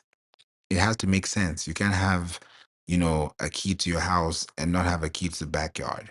You can't have a key to the garage and not have a key to the patio. Like, they have to match, because you have matching keys. You have matching suits, you have matching fits, you have matching keywords. So think about when you hear the word uniform resource locator, that's a URL. It's uniform. When you wear uniform, you look like one. You look like a unit. It looks like one thing. Like, if I look at the uniform, I know, okay, that's a that's a surgeon, that's a dentist, or that's a police officer, that's a doctor, that's a chef, that's a firefighter. You can tell when you see that. People were wearing costumes just the other day. So you can see, I just have to show you, this is what I'm looking like, this is what I am, then you just be like, oh yeah, I know what that is, right? Somebody dressed up like Scooby-Doo, and you know it just makes sense, because I have a Scooby-Doo profile picture, not myself, but a really nice, it was an AI generated image, which it looks really good. So I was like, hey, look at this, it's the same thing. It's because I just wanted to see that, and it happens. So intent is big. Search intent is big. If you have the right search intent, then you'll have the right buyer intent. That's the same thing that falls into Pinterest too, especially Pinterest. You cannot forget keywords on Pinterest. If you forget keywords on Pinterest, forget the whole app, forget the whole website, forget the whole thing. Because if you really look at Pinterest, Pinterest is technically Google Images. Technically, because anything you see online, if you're looking for coffee, looking for restaurants, looking for anything, you're going to find at least one Pinterest post. At least one. You will not miss it. At least one. So imagine, if you're not on Pinterest, how many things are you missing out on? How many people are you missing out on? How many things are you missing out on? When you send out emails, how do you connect those emails? How do you even capture leads without even writing content? If I write one article and that one article brings me 50 leads organically, do you know what that means? It means that you have really mastered the art of content marketing. That happened to me this week, this past week. So I'm not kind of giving you numbers. I'm telling you what I see on my dashboard. So it's real. One article, one, just one. Now imagine if I did three in a week. I'm just pacing it because I'm like, hey, I want to make sure the information is disseminated, is demystified, it's analyzed, it's there's a proof of concept there. It's not just information. I mean, content is everywhere. There's YouTube University, for real. But for me, I will make sure that by the time you're done listening to this episode, that you have an understanding of what you came in for, and you leave better than you came. Because it would be a waste, complete, total waste for me to have wasted your time, because that would not do me any service. It will not do you any service. It will be a disservice, and you'll be disappointed, and I'll be disqualified, right? So nobody wants that. We all want to grow. So if we want to grow, we have to know what we're doing. So if we keep doing the same thing, expecting a different result, that's insanity. And I don't want you there. I want you to be sane, so that you can process the things that matter to you, and you can connect to the right people as well. So what's the SEO for an Apple? Still on the Apple, Tracy. Oh my goodness, that's a good question. Well, I would say, for that, love is like, yeah. Let me put it this way, so we can close this Apple discussion, right? You see how you've done the two apples? Now, if I was an apple, like, let's say I have an apple farm, right? And I grow apples, right? And I want to be distinguished as the best apple farm, or the best apple supplier, right? How I'm going to do SEO for an apple is if I know there's more than two colors of apples. I know there are yellow apples or they're golden apples. There are different kinds of apples, right? So I would start off with commercial intent because how many, like, I'm not going to write an article of what is an apple. I mean, I will down the road, but that's not my goal. You can go to Wikipedia for that, right?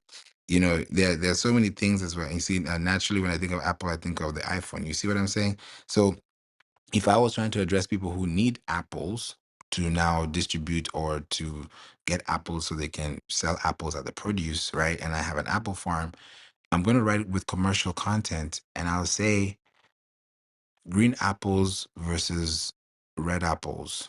What's your choice? Or what's the better healthy option? Or what's the healthier option? Question mark. That sparks curiosity because SEO wise, when you put a question mark into your meta description, into your meta title, it's better. Yeah, green. Yeah, I love green apples. That's my go-to. Just so that we know. So I'm on the green side. Yeah, so for sure, I love green apples. So those two, it's your choice. What's the better option? People will say, "Oh, I like it because of the color. I like it because when you crunch it, it has a better, it has a different taste to it." Some of them might say, "Oh, I like the aftertaste." Whatever it is, right? Then I can even go even to the extent of talking about Apple quotes, right? And talk about quotes, about farming and, apples. So by the time I'm typing apples to buy or, Apple health tips or whatever, like the semantics now gets wild. People start to talk about, is an apple okay to eat? Can I eat 5 apples in a day? Like people start asking some crazy questions, right? Eventually, you that has that website that has that information is able to educate the people trying to figure out what is better for you, right? Tracy, now you're saying green apples generally have wax added to the skin so it lasts longer. Uh-oh. We don't want to eat that. That's not good. But you see, naturally, if we're eating apples and it's not processed, I don't think that would have the same effect. But if the wax and all these chemicals are added, it just makes it a whole mess. And we don't like mess. I don't. And I know you don't either. So it's like, how do you even know? How do you wash your apples? If you sell, apples, have an article on how to wash your apples. How do you use baking soda? How do you use disinfectants? How do you like treat, like, if you're giving people a guide to your product, you're educating about the product, that's marketing. I'm not selling you the product, I'm telling you about the product so that when you want to make a purchase, you have an informed, capacity of information, of knowledge, like at least there's some type of proof, that lets you know about, okay, yeah, this is definitely, where we're going with this. So have I answered your Apple question today, Tracy?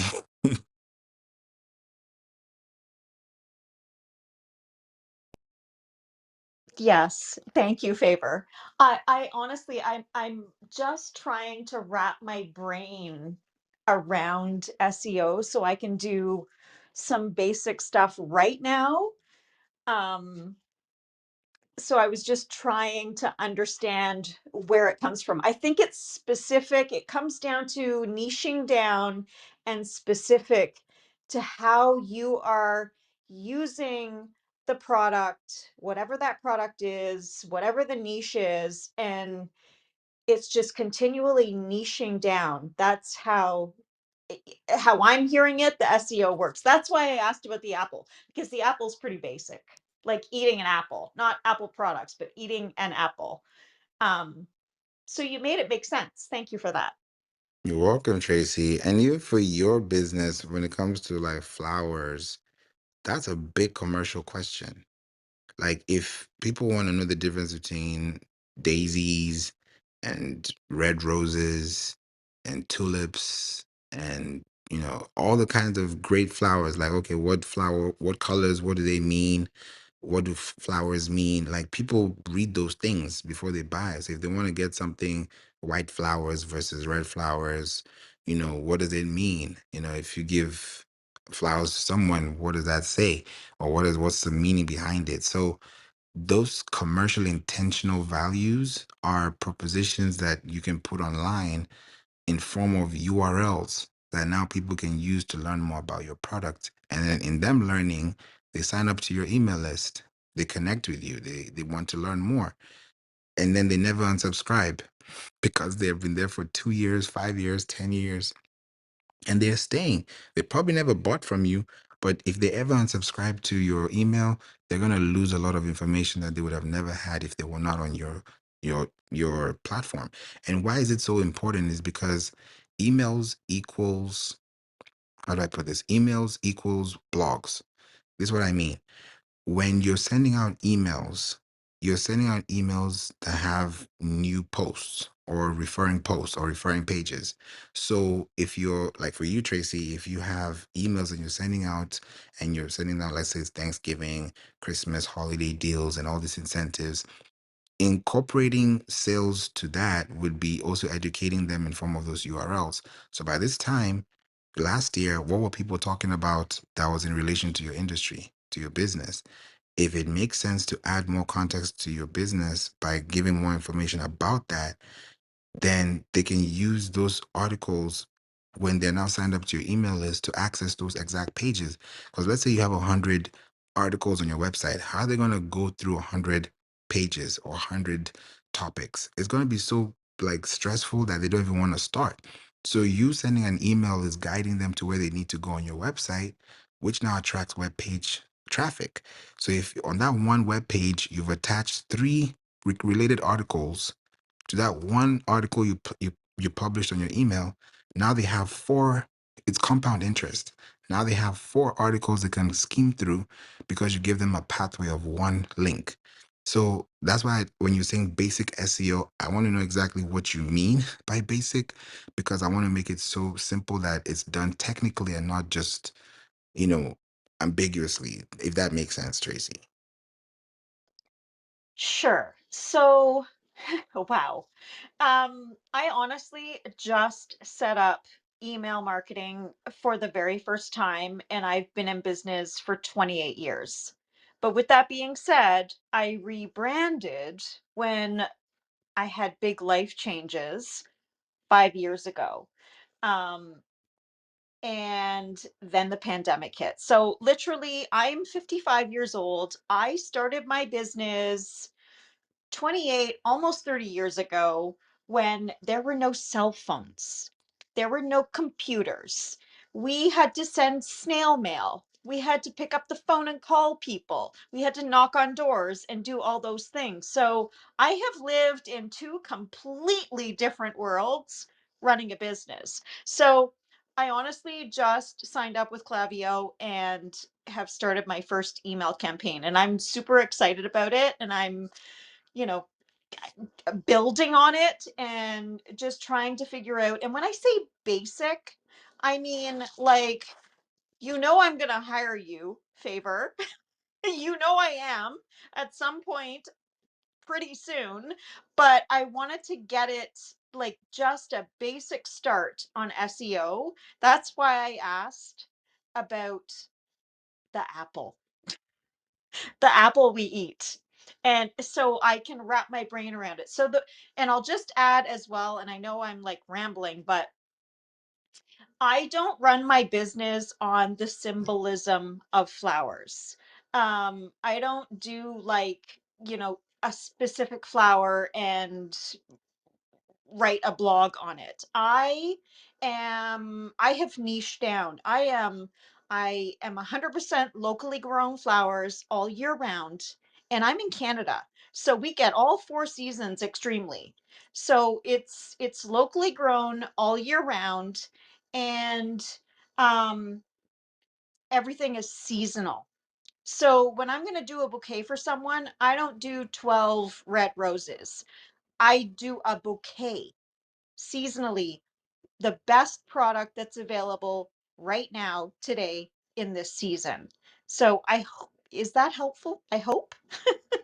It is. Okay. It is. Now it got me thinking. So with your okay, let me put it this way. This time last year, what was going on in the industry and then what was going on in your market? This time last year, major shortages on product.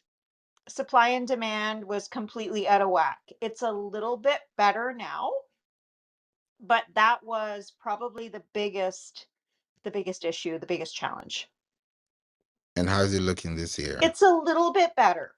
It's a little bit better. It's not like at its best from what it was like pre-pandemic, but it's a little bit better. So I feel a little more comfortable um guaranteeing some things. But it's still not great.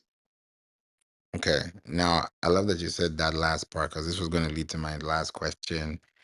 What do people search for right now, or what do they ask you about when they inquire about your service? Well, it depends what. If it's an event, if it's corporate, if it's like just so okay. So I'll say for day-to-day flowers, like for um in order for a birthday, in order to celebrate something, in order, for sympathy. There's not a lot of expectation. They just ask me. They might say specific, I like this color.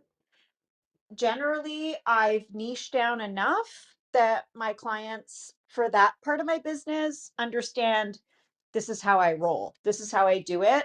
Just, give me a word. It could be a color, it could be a style, like modern, um, vintage, like just something to give me some guidance. They trust my artistic style to be able to execute it. So, but when it comes to like weddings and events and corporate stuff, no, I will not. Like I have my style and that's that. I won't replicate other arrangements. I won't copy. Um I want them to give me a word to describe it, and they have to trust me to run with it. Does that help?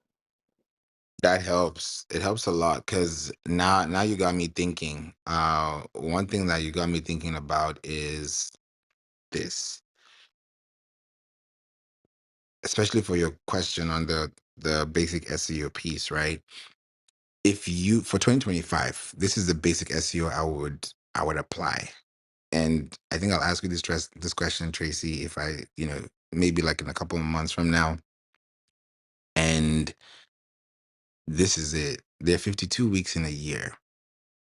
So if you divide those 52 weeks by the seasons and you address each week with a unique problem and justify it with a unique response, like you talked about weddings, birthdays, events, sympathy, those are things that happen in and out of the year. So you can't really periodically know when this is going to happen when, because everyone has a birthday, everyone has an anniversary at some point. So it's always like everywhere, right? So to match the demand, right? To match that demand, you would have to look at it from the perspective of educating them.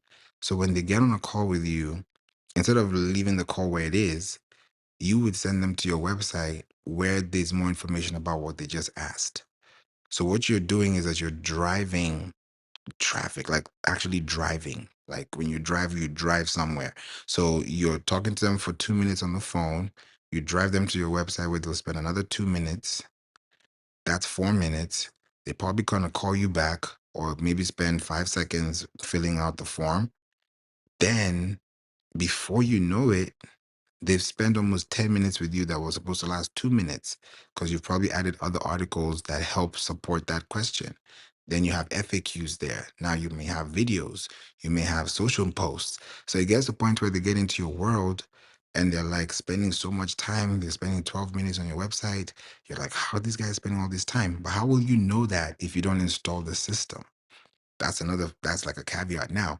So when you are able to have that operating system that allows you to track data and actually analyze the data, then you can actually understand what people are coming to your site for. Like I see what people come to our website for. I know how they get in. I know where they leave. I know what they're searching for, and they're searching for articles, topics, things that help, with those kind of things. So it's building those capacity. I call them like capacitators, if I can put it that way, where you're really giving people the capacity to choose because you're giving them a lot of capacity. When you think about the capacity of a building, of an event hall, the bigger the capacity, the more the people you can contain, right? So if you build your capacity and expand your capacity on your website and give me people more information than they even asked for, you're kind of over delivering, but you're serving them in a way that feels like they feel satisfied. Because when you satisfy the customer and you make sure that the customer is happy, you'll always be happy because they're always in happy mode. You know how they say happy wife, happy life, but we always have to say something else as well to support the men too, you know. But at the end of the day, it has to be two people to make the house a home, right? It can be one person. So when it's a home, it's because there are two people involved and there's unity, there's love, there's peace, there's tranquility, there's enough things to carry on to make sure that everybody can still feel that presence. So doing that with your website makes it even easier for people to connect with you. And then within those 52 weeks, you have 1 week, one article, one page. Before you know it, you're 20 weeks in, 40 weeks in, and it's endless. But it starts somewhere.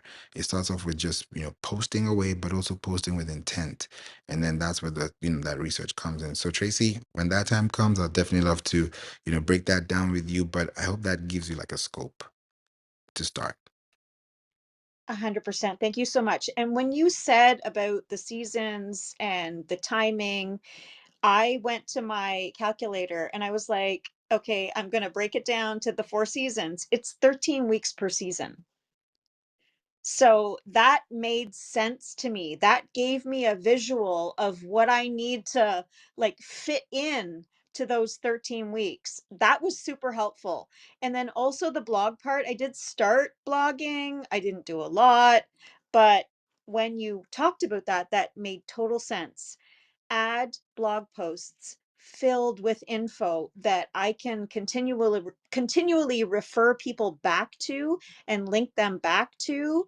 And even on, like, let's say, for example, my dried flower collection, in my description for that collection, I can link it back to how to care for the dry flowers. So that totally made sense. Thank you, thank you, thank you so much. I have all these things in my brain, but my brain gets so overloaded. And when you break it down the way you do, it makes it make sense. So thank you. You are welcome, Tracy. I'm glad. I'm so happy that I'm achieving what I intend to, because I don't like to complicate it. SEO is already as complicated as it is. So the last thing I want to do is add to the complication or add to the complex or to make it even more complex than it is. So thank you so much for that feedback. Welcome, Jonathan, and welcome, Love. Jonathan, we'd love to hear from you. Any question, and welcome to Marketing Club. Welcome, welcome, welcome. Just here to add, I have two businesses, and I have a vice president of marketing. When I first start, she, Brittany was, really had to coach me on SEO, and so through the years, I felt as if like have learned a whole lot when it comes to SEO. So I'm just here, just to hopefully add value and add to the conversation. Thank you. Thank you so much. I appreciate that, Jonathan. Thanks for joining the room today. And I hope it's not going to be your last one. We have rooms here on a daily basis in the marketing club. So definitely we have another room tomorrow for sure out here. And we keep it live, we keep it locked in and have great conversations. So you're always welcome to be here in this space. Love, what's up? What's up, Green Apple? How are you? Hi, everybody. I'm good, thanks.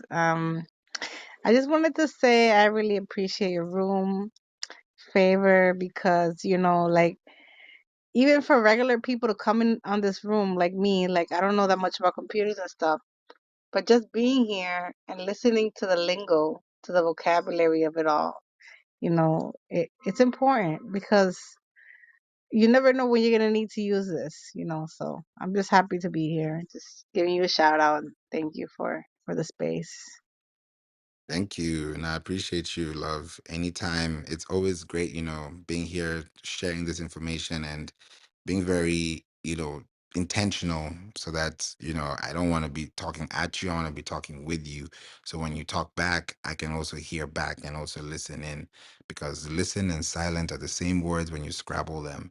It's the same thing. It's just, rearranged a little differently. So that's a major thing to consider whenever you're also in that mode of silence, but you're also listening to gain information you can talk about. So thank you so much for that insight. Umar, you wanted to say something, right? I believe you. I saw you on mic. Go ahead.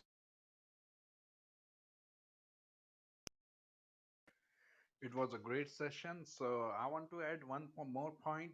You mentioned about the SAMrush. Basically, some people don't know about the SAMrush tools. They are very cheaper with the group tools buyer. What is a group tool buyer is like they purchase the SAMrush and Moz Pro and many tools like GPT Plus, Inventor Elements, and about 80 plus tools for one cost only $20. So I must say as a help here to community that you don't need to pay too much amount to SAMrush. You need to just get one time monthly cost of tools, group tools. There are many websites in the Google. You can search SEO tools group, so you can find it for $20. All the tools for the SEO keyword finder, Moz, SAMrush, and many. There are many. So this is what I want to say. Yeah. Go ahead, Jonathan. Thanks, Umar. Yeah, I'm just gonna just share just a little bit what my vice president of marketing have taught me just over the years and how she broke it down to me as it relates to SEO. But when it comes to SEO or your product or service, whatever your business is, the whole idea is to get in front of people. Doesn't matter if you're the best. Doesn't matter if you don't if you have the best product or the best service. If nobody knows you, right? If no one is searching you or don't have the ability to search you, it doesn't matter, right? It really doesn't matter. And so the first thing you need to figure out is what is your distribution channel, right? Is it Yelp? Is it Google? Is it Facebook, Instagram, TikTok, whatever it is? Pick a distribution channel, and I would say just focus on one, and then once you've mastered one, then move to the other, right? And so, and I know what we did was we started on Yelp. This is years ago, and we had got to number one on Yelp, and then we moved to Google. These are Google reviews, right? And the reason why we chose these two platforms is because these are, you take something like Yelp, people are going there with the intent to buy. And then once we shot up to number one, we went to Google, got honest reviews. And after we kind of mastered Google and Yelp, what we did was we got into press, right? And so we're in four seasons, not four seasons, the Forbes magazines, and New York Times and so forth, USA Today. And what that helps is with the backlinks with your website. Someone explained to me the backlinks years ago.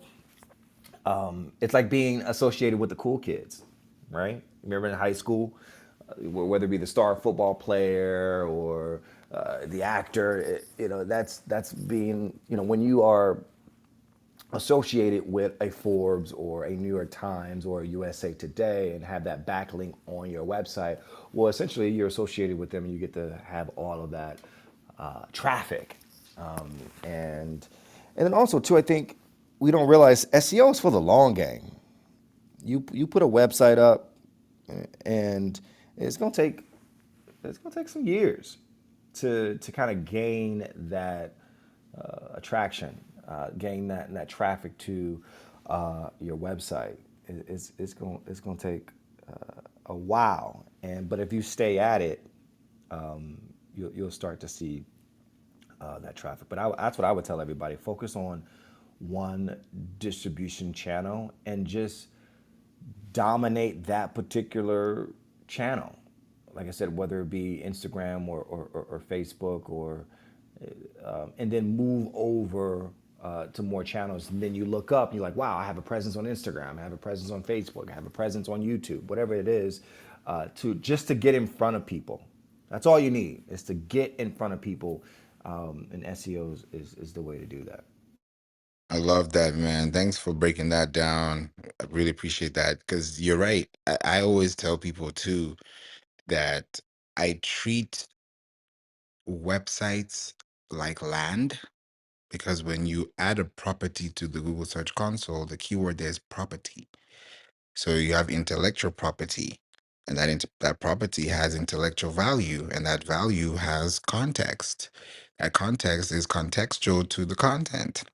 I always say too that your domain, or when you buy your domain and all that stuff, right?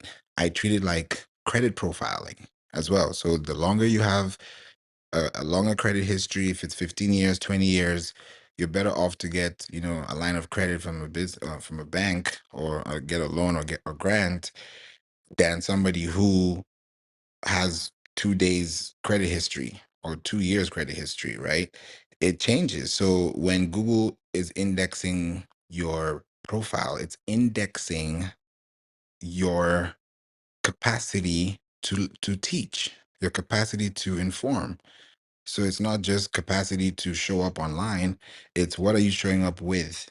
And if what you're showing up with is enough to show up for the person who's looking for your result or your experience, then that's where you're able to leverage and have, good equity online. So I like to break it down like that.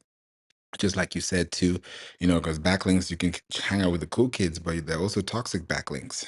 You also don't want to have toxic backlinks. And when you get backlinks, they range from 0 to 100. So you also want to make sure you're between that, 70 to 100 domain authority backlinking. You can always get the ones below, which is still fine, but the higher the domain authority piece is, the better. If you have a backlink on Wikipedia, you have a backlink on CNN, you have a backlink on Good Morning America, a backlink on Forbes, at some point you don't even need to run ads, because you gain all that organic. And now if you ever even want to run ads because you have a pixel on your account, now your cost per average, or your cost per lead, your cost per, acquisition, is completely changed. You're now competitively at an advantage because you're able to, you know, obtain that market.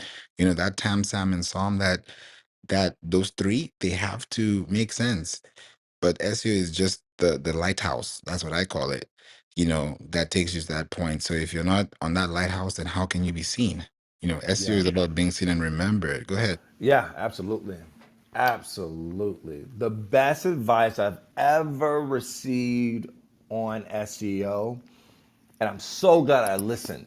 Because sometimes with founders and CEO, we are not necessarily the best operators, right? We got the vision, we carry, we know how to get and take the ball down the field, but we're not necessarily the day to day. But the best advice I've ever received when it came to SEO is you want organic SEO. That is what you want. You want organic SEO. And how it was explained to me was it's kind of like renting and owning. Or organic SEO is when you naturally show up. That is when you own that space, you own that market, as opposed to renting. Right? Renting is ads. You're renting that space for that particular time period, right?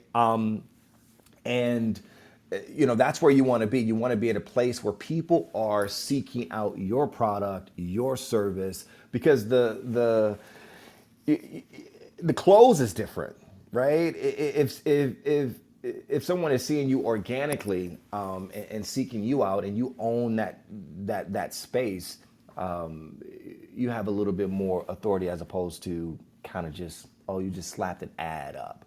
I mean, no disrespect to Google Ads. I think, we only do Google Ads probably, I would say probably 5% out the year, because our SEO is so strong. But that's where you want to get to. You want to get to a place where you are dominating the market, and showing up in an organic way. And I'll never forget my first ever, this was years ago, first ever web designer, Kim.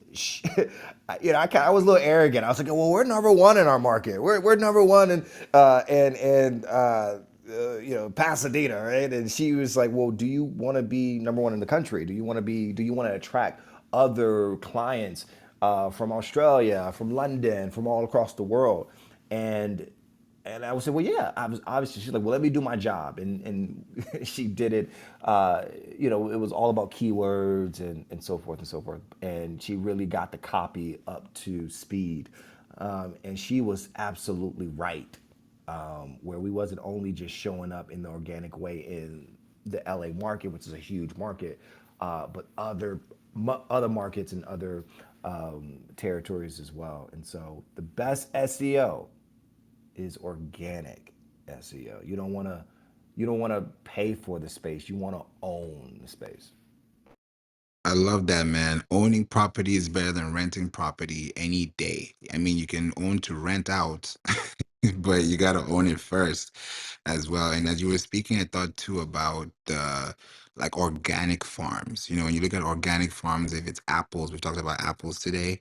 So if you're, you know,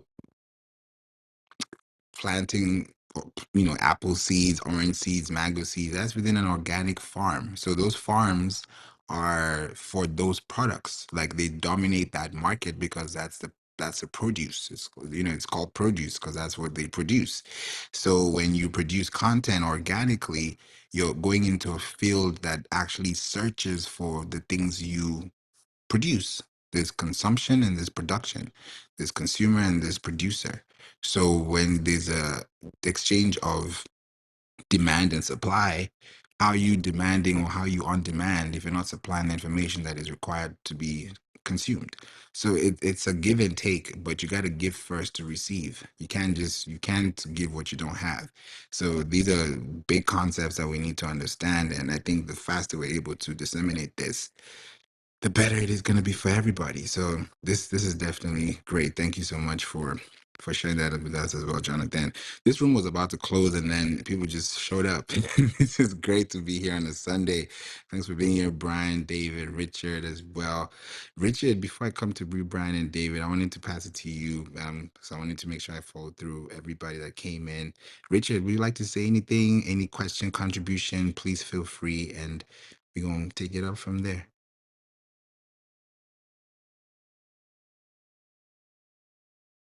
Richard going once, Richard going twice.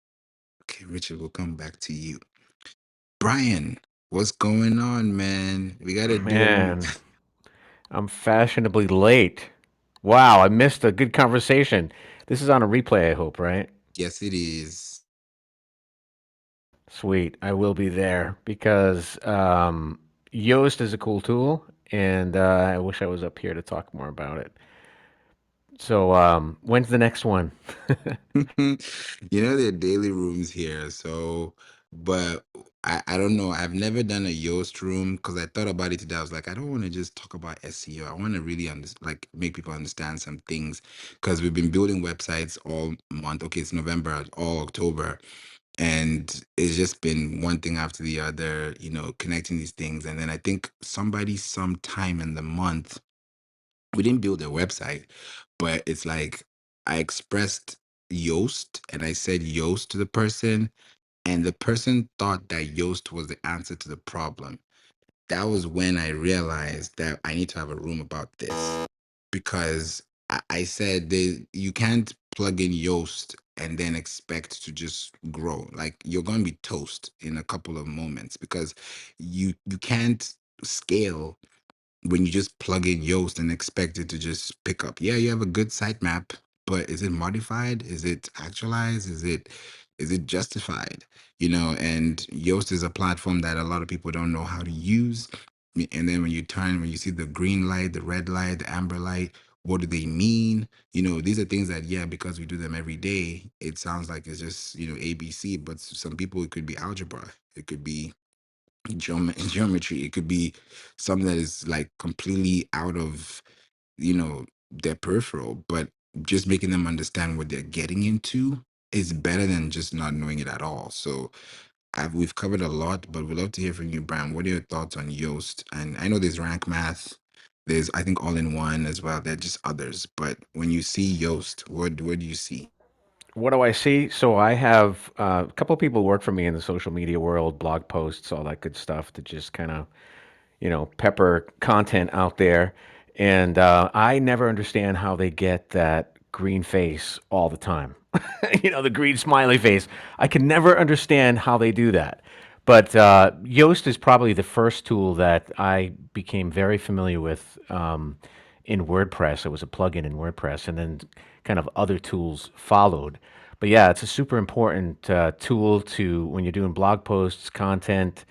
It kind of helps you out when using keywords to optimize your content for search. So, super valuable tool. And again, I can never understand how people get that green smiley face.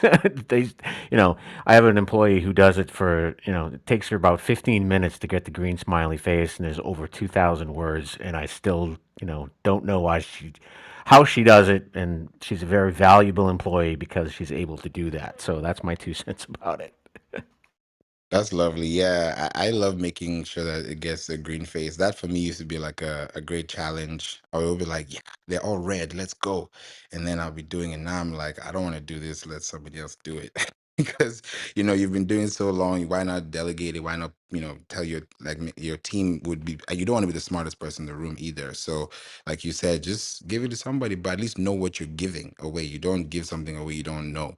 You can't, like, if I give you a present and I don't know what the present is, how are you going to know what the present is if it was not presented to you the right way? So you definitely are right on that. And it's good to get to the green side because that just keeps you happy. It's like a happy meal. You're always going to be feeding the search engine with information. It's indexed correctly. You're scaling, your pages are working, you have your breadcrumbs, you have all the good stuff, so that can definitely give you like all the good things in place. So yeah, thanks for that insight, Brian. David, thanks for joining, man. We'd love to hear your thoughts too. Hey, hello there. I feel like I'm like Brian. I'm fashionably late here again. Um, I am fearful about speaking up on my my very strong opinions on Yoast SEO. Um, do you want me to go? You sure? Let's do it. All right. As I think wherever you probably know, I've been doing SEO for years now. I am not a fan of Yoast SEO or of Rank Math SEO because they're way too heavy on a website, way too heavy. I want to offer up one caveat, however. If you are doing e-commerce, okay, I don't care if you're doing e-commerce on WooCommerce, or on WordPress, or if you're doing Shopify, um, WooCommerce or Shopify, Yoast SEO has some extensions that are paid extensions for Yoast SEO that are specific to e-commerce, and those are the rock stars of all the possible schema that you can lay out onto an e-commerce site. So I can't begin to emphasize the importance of schema.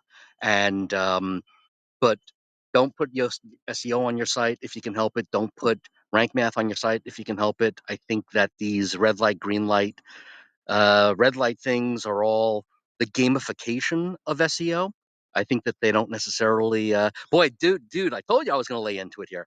I think the gamification is kind of like a lost game. I mean, people are just you just keep on reaching for that yellow, and then you reach for the green, and in the end, you may be bastardizing your own keywords. You may be sucking keywords from one page to the other page, and next thing you know, you're duplicating keywords. And so anyway, that's my take on that. So personally, on a WordPress site, I will personally always recommend SEO framework, completely free. I will recommend Slim SEO, completely free.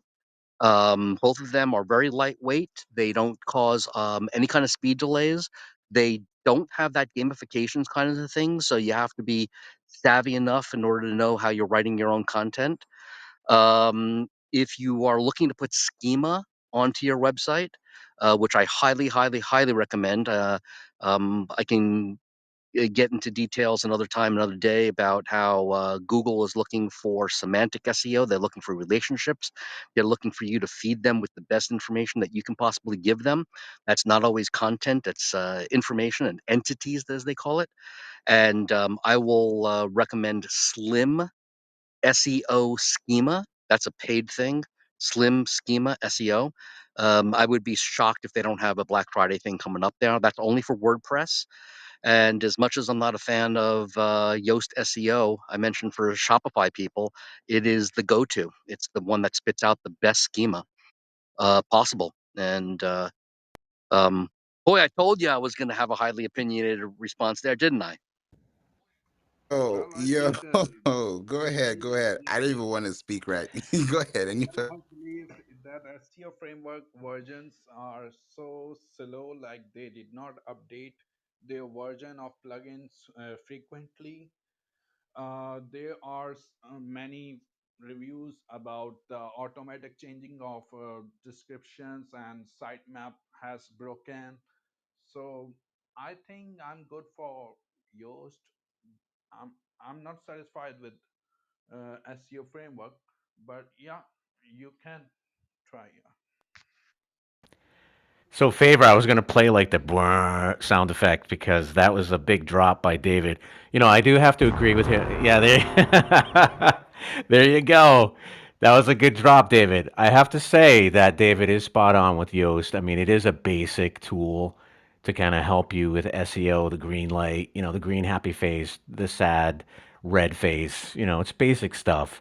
And, it's so funny in WordPress, it's really tough to maintain that under 30 plugins to meet the criteria for page speed, as far as optimized for Google, for Google search. That's what they look for sometimes, is like your page speed.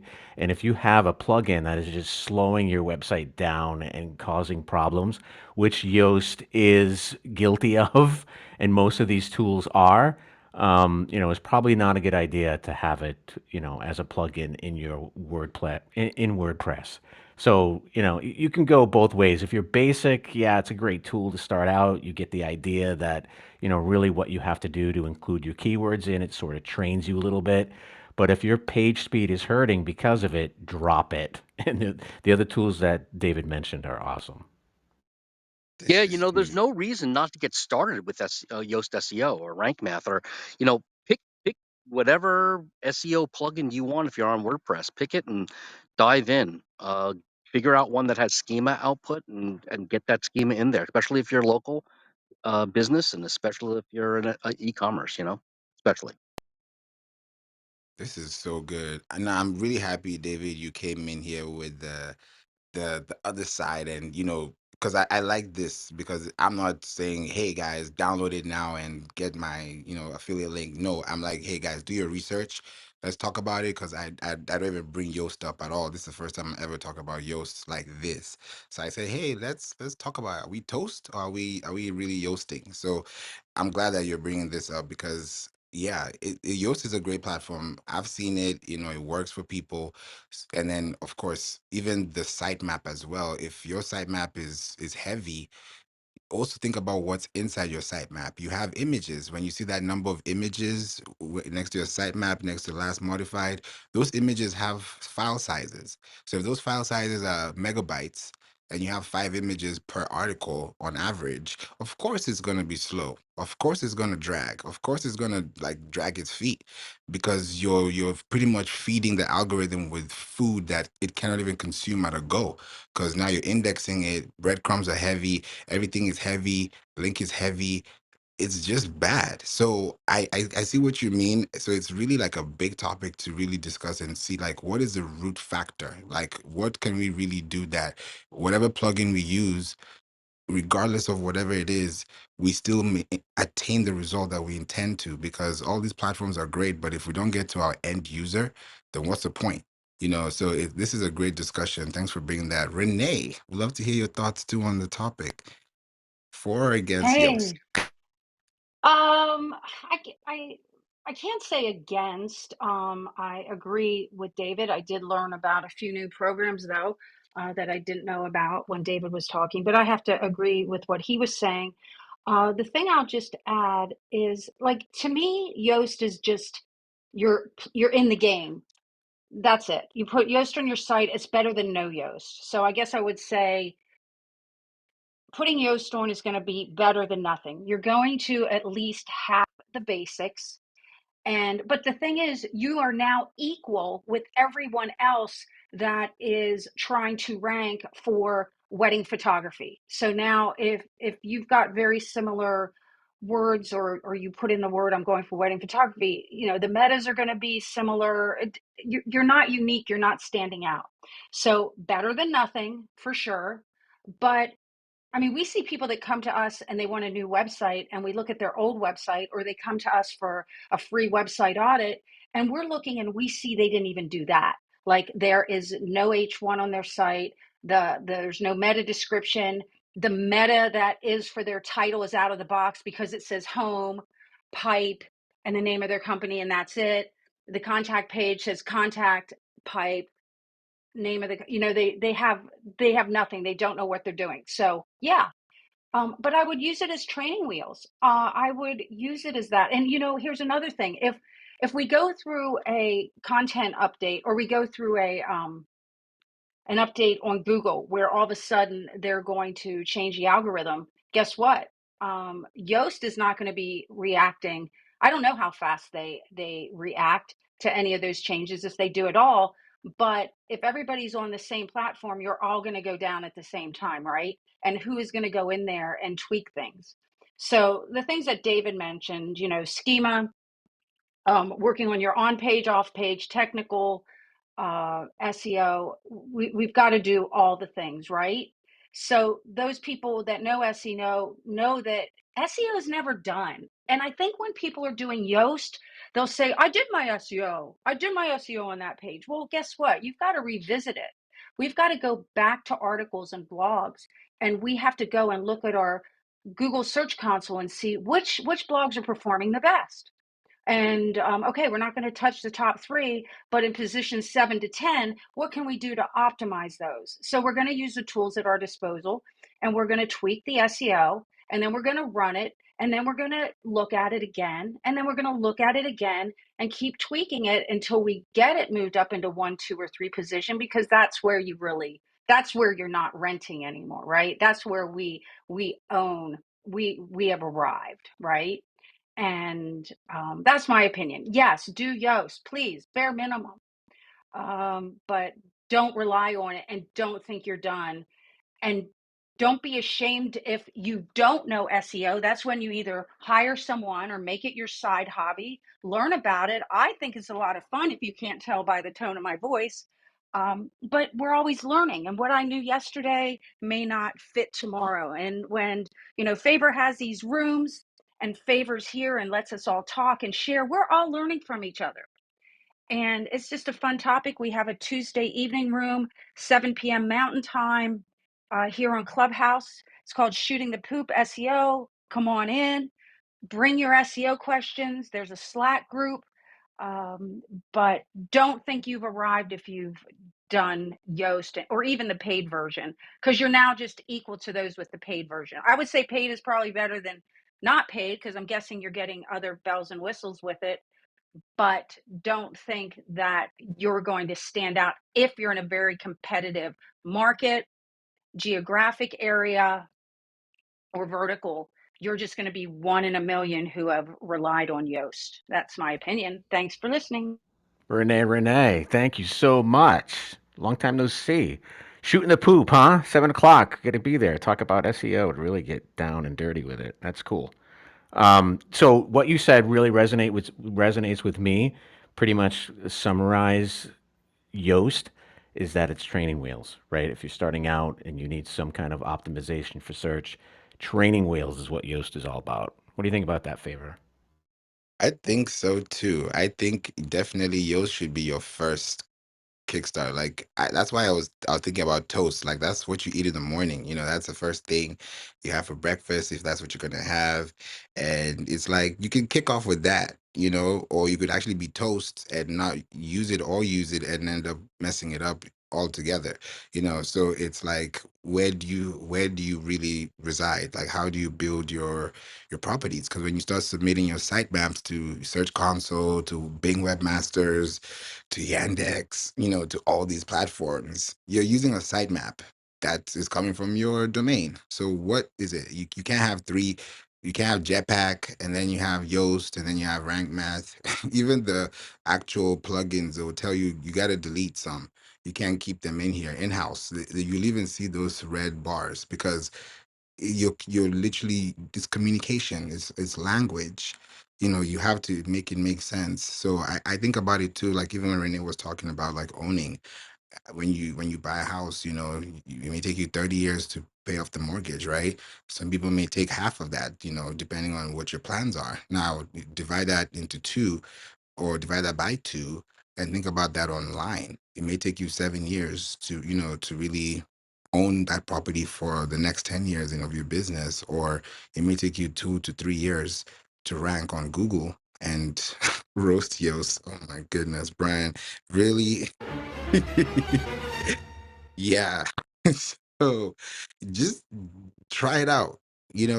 Think about the time. If you're spending 1 to 3 years with Yoast or with another platform, or use the first 3 months to kick it off and at least see what it does for your website, then you start building, because your sitemap is not just one link. There are author sitemaps, there are category sitemaps, there are page sitemaps, there are post sitemaps.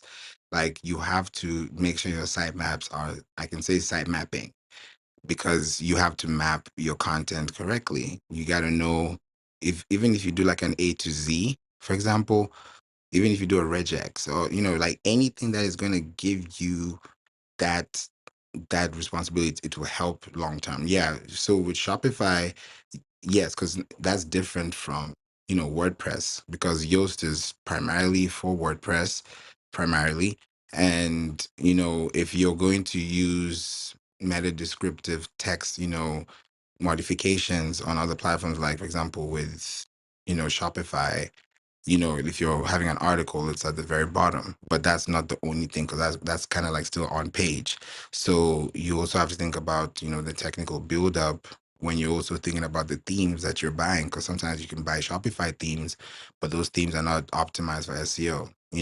That's what I also tell some people too, when you're using course platforms, are those course platforms optimized for SEO? Are they just landing pages, or can you actually have schema pages, built in? You can be on Kajabi, or you can be on. Don't have a podcast on Kajabi. Let me start there, because if you think about the longevity, your RSS feed, I don't want to go too deep into RSS feeding, but essentially, when you think about an XML file and an RSS feed, they want to kind of do the same thing, but they're independently unique, because those are platforms that, people are using to put information in, and that's where Intel is. So when you have a sitemap and that sitemap is feeding into different pages, also keep in mind, not all your sitemaps are indexed, into Google. Not all of them, because, there's manual indexing, there's automatic indexing. And I think just recently, but I think because of the change, there's some platforms that you could use automatic indexing, like Tag Parrot, for example. Now you can't even do that anymore, because things are changing. So it's like you have to really understand, like Renee said, SEO is always changing. The strategy you used last month may not be what you're going to use in the next 5 weeks, because something's going to change. So that's why we're like, don't wait for SEO to kick in. Start now. Whatever you're using, from the file name of the Canva image that you upload, has to be compressed in a kilobyte size that it can be parsed through. Like those are little things that go a long way.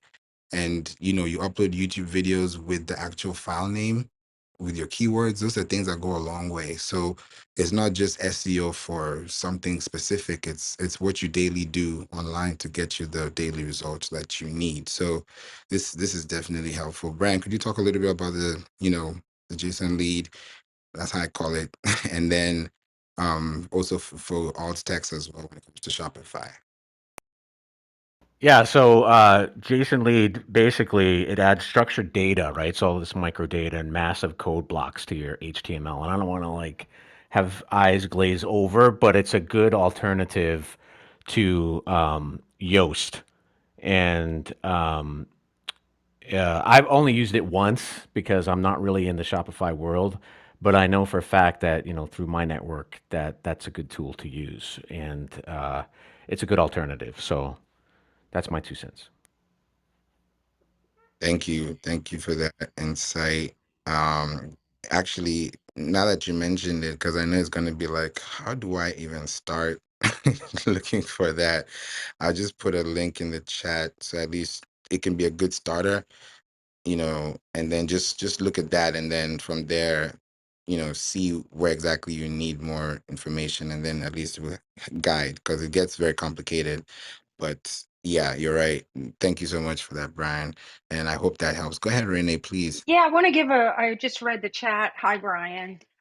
Yeah, Tracy, a good a good thing to start with for each individual project or product on your Shopify. I mean, I don't know how many you have, but start with your best sellers and then optimize each listing, such as I would make sure you have a good SEO optimized alt tag, and then make sure your description is good. Like you can go to ChatGPT and you can find there's I think I don't remember if we made a custom. I think we made a custom GPT for their Shopify listings. Yeah, we did. It's for a jewelry store, and we made it so it pops out everything when because they're putting new jewelry on all the time. And so I wanted everything optimized from the get. But there's probably a free one if you're paying for the $25 a month, look for somebody who made a custom GPT and for Shopify and just throw your product in there and say, can you take this URL and optimize it and see what it changes on there? And then A B test it, change a few of them, see if they start ranking better, and then if that tool is serving you well, then just go ahead and keep working with that. I wouldn't bet on everything right away because it could mess you up. But this client we were working with they didn't even have a meta description all the time. Nothing was consistent. They weren't saying sizes all the time, which I know is a basic because if you're selling a ring, you've got a size. If you're selling a necklace, you have a length. So just optimizing listing by listing, and then you could take your collections and optimize those pages and so send them into chat. Again, don't bet the whole farm on this until you see if those pages start moving over time, and give them a month or two. But that's definitely something that you could be doing, Tracy, that's totally within your realm to do as a smart lady that I know you are. Tracy, the floor is yours. Oh my gosh, Renee, thank you so much. I love that so much. I have kept my website very, very simple because for my own brain, the way my brain works, I need it simple. But I do understand that I have to optimize my products that I have. I have a lot of products, but the way I've simplified it on my website, it looks like less products than it actually is. So I just appreciate that so much, Renee. I feel like you understand me. So thank you so much. I honestly truly appreciate all of the nuggets of wisdom that you've all shared. Thank you. This is amazing. I'm glad we've had this room and it was extended.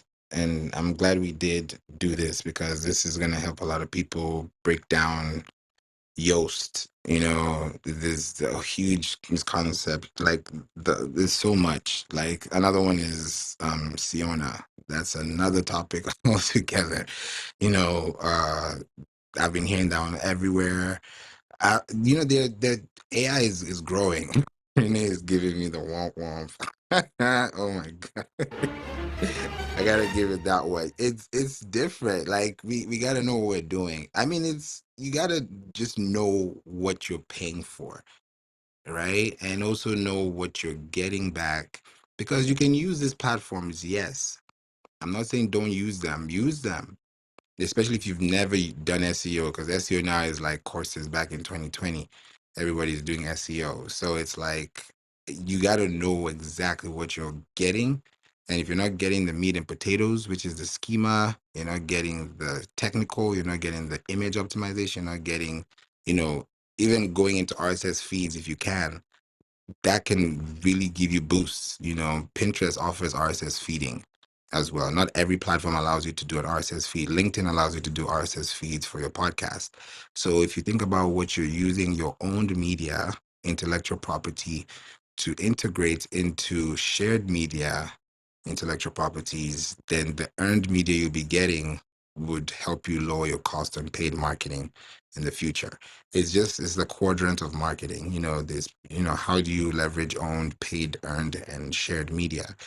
If you can do those four and do them well and leverage and see where the percentiles are, then it can really give you a good edge, you know, altogether. So I think we've definitely Yoasted this room for sure, or roasted this room today.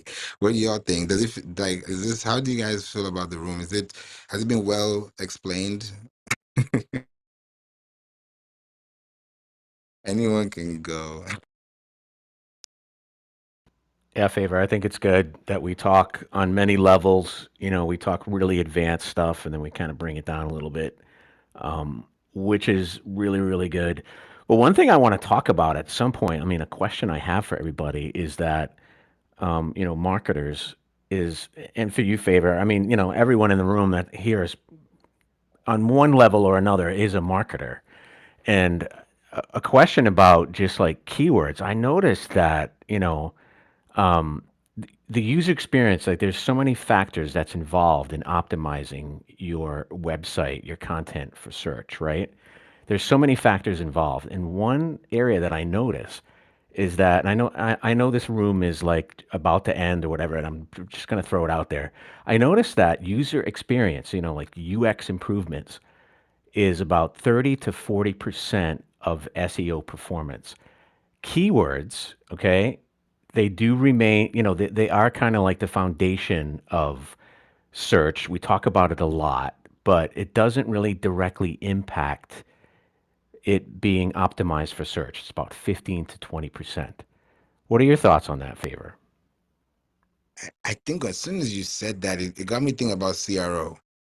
It's straight. That's where my mind went to. Because when I think about conversion rate optimization with user experience, it's navigational search intent. And if the menu items are saying the wrong thing, like simply just changing the headers changes everything. You know, those are little things that go a long way. The footer, you know, those call to action buttons, putting arrows, putting emojis, you know, those things change everything. So I definitely know, even with email marketing too, same thing applies because it's still HTML.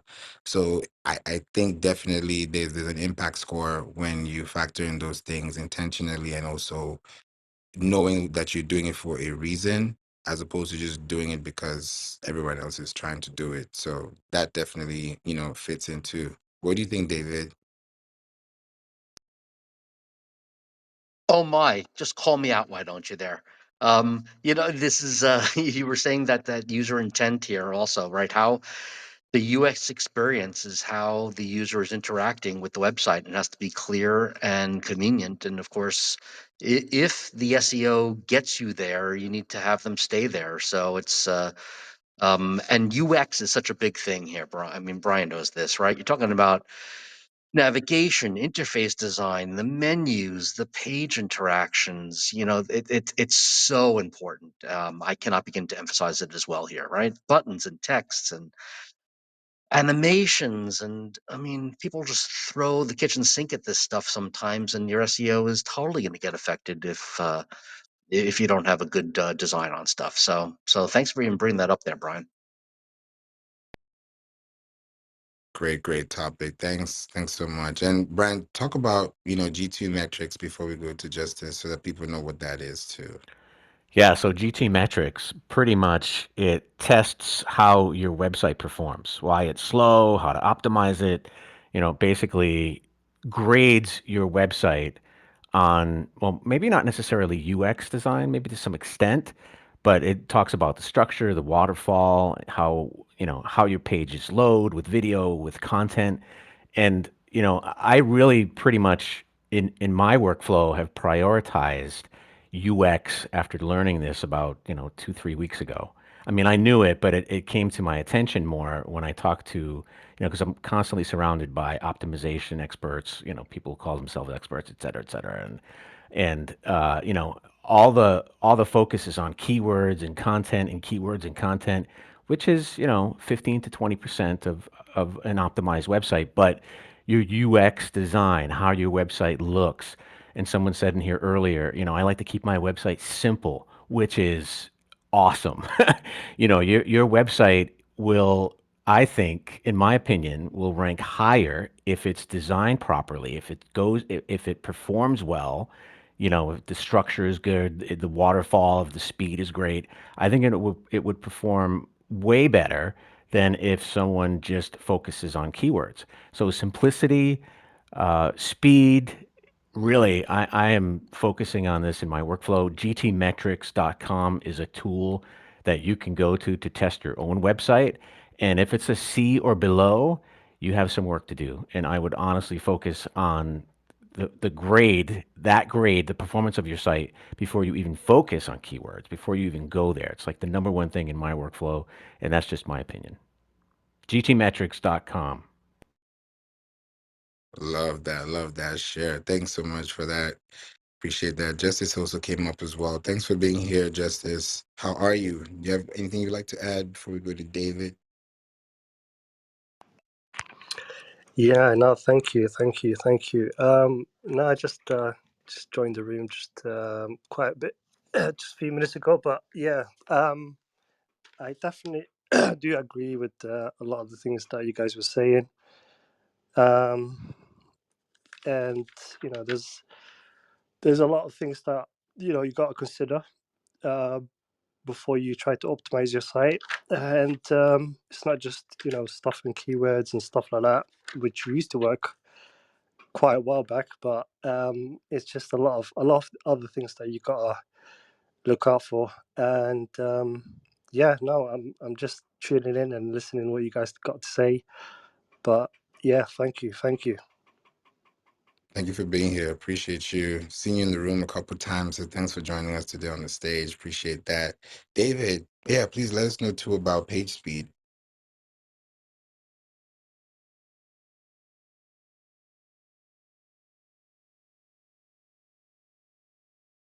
He said he thinks it's awesome.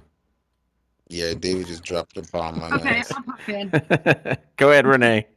I'll pop in until David can unmic, because I'm sure he has an opinion, but I think this is just fodder for arguments in any SEO room, because if you're a technical SEO, you're going to say page speed and all the things in that vertical. If you're working on off-page SEO, like backlinks and your social side, and you've just worked with a business that you just saw major leaps and bounds work with off page, then you're going to say off page is the most important. And if you're on content SEO and you're moving the needle with that, you're going to say that. I don't think Google is ever going to let us know, even with leaks of information, they're not going to let us know what their ranking factors. And I mean, no department knows it all, right? They all just know a little bit of what their department is, and we don't know the percentage breakdowns. But I can tell you that David is absolutely correct. You can go to a site that is dog slow because it has a header video that is drowning the whole page. They're running it like you can, I mean, you could lazy load a video on your homepage at the top because that's just what you dream of. Those are the sites you like. You want it there. Your website developer can do some tricks to make that load quickly and at the right place after all the Google um, underneath the hood stuff, the analytics and those codes load. And so it kind of loads at the right timing so it doesn't slow down the page speed score. You can do all those things, but please let's like probably remove that video on mobile because that's really going to tank your score. But yeah, this is why there's specialties in SEO. Is, you know, technical SEO is super important. And if you see a website you go to and you tweak their technical side and you go in there and do all the things, yeah, you become a believer and you see the importance. But I think it's kind of like each website's going to have its own issues and its own things that are dogging it. And people say, well, what SEO is the most important? I'm just going to say, whatever's broken. Let's fix what's broken, the low hanging fruit, and let's get it moving. Something I heard the other day that I've agreed with for a while, somebody said that I'm trying to think of his name so badly. His first name is Frank. Um, he he shared he's a great SEO in the Philadelphia area, and he did a whole short video on the fact that he's been A/B testing running ads, Google ads in search, and the impact on being found in search, right? And he has, you know, said what a lot of us have thought. It really does help your to be found. You stop running it and you tank, you run ads, and it helps you get found organically. So there's another thing that, you know, it's just what are the things you got to do all the things. I guess I'm trying to say, and then you learn something new or somebody confirms something like that that you've believed all the time. When you start running ads, you watch a client's organic SEO go up and they're not supposed to be connected.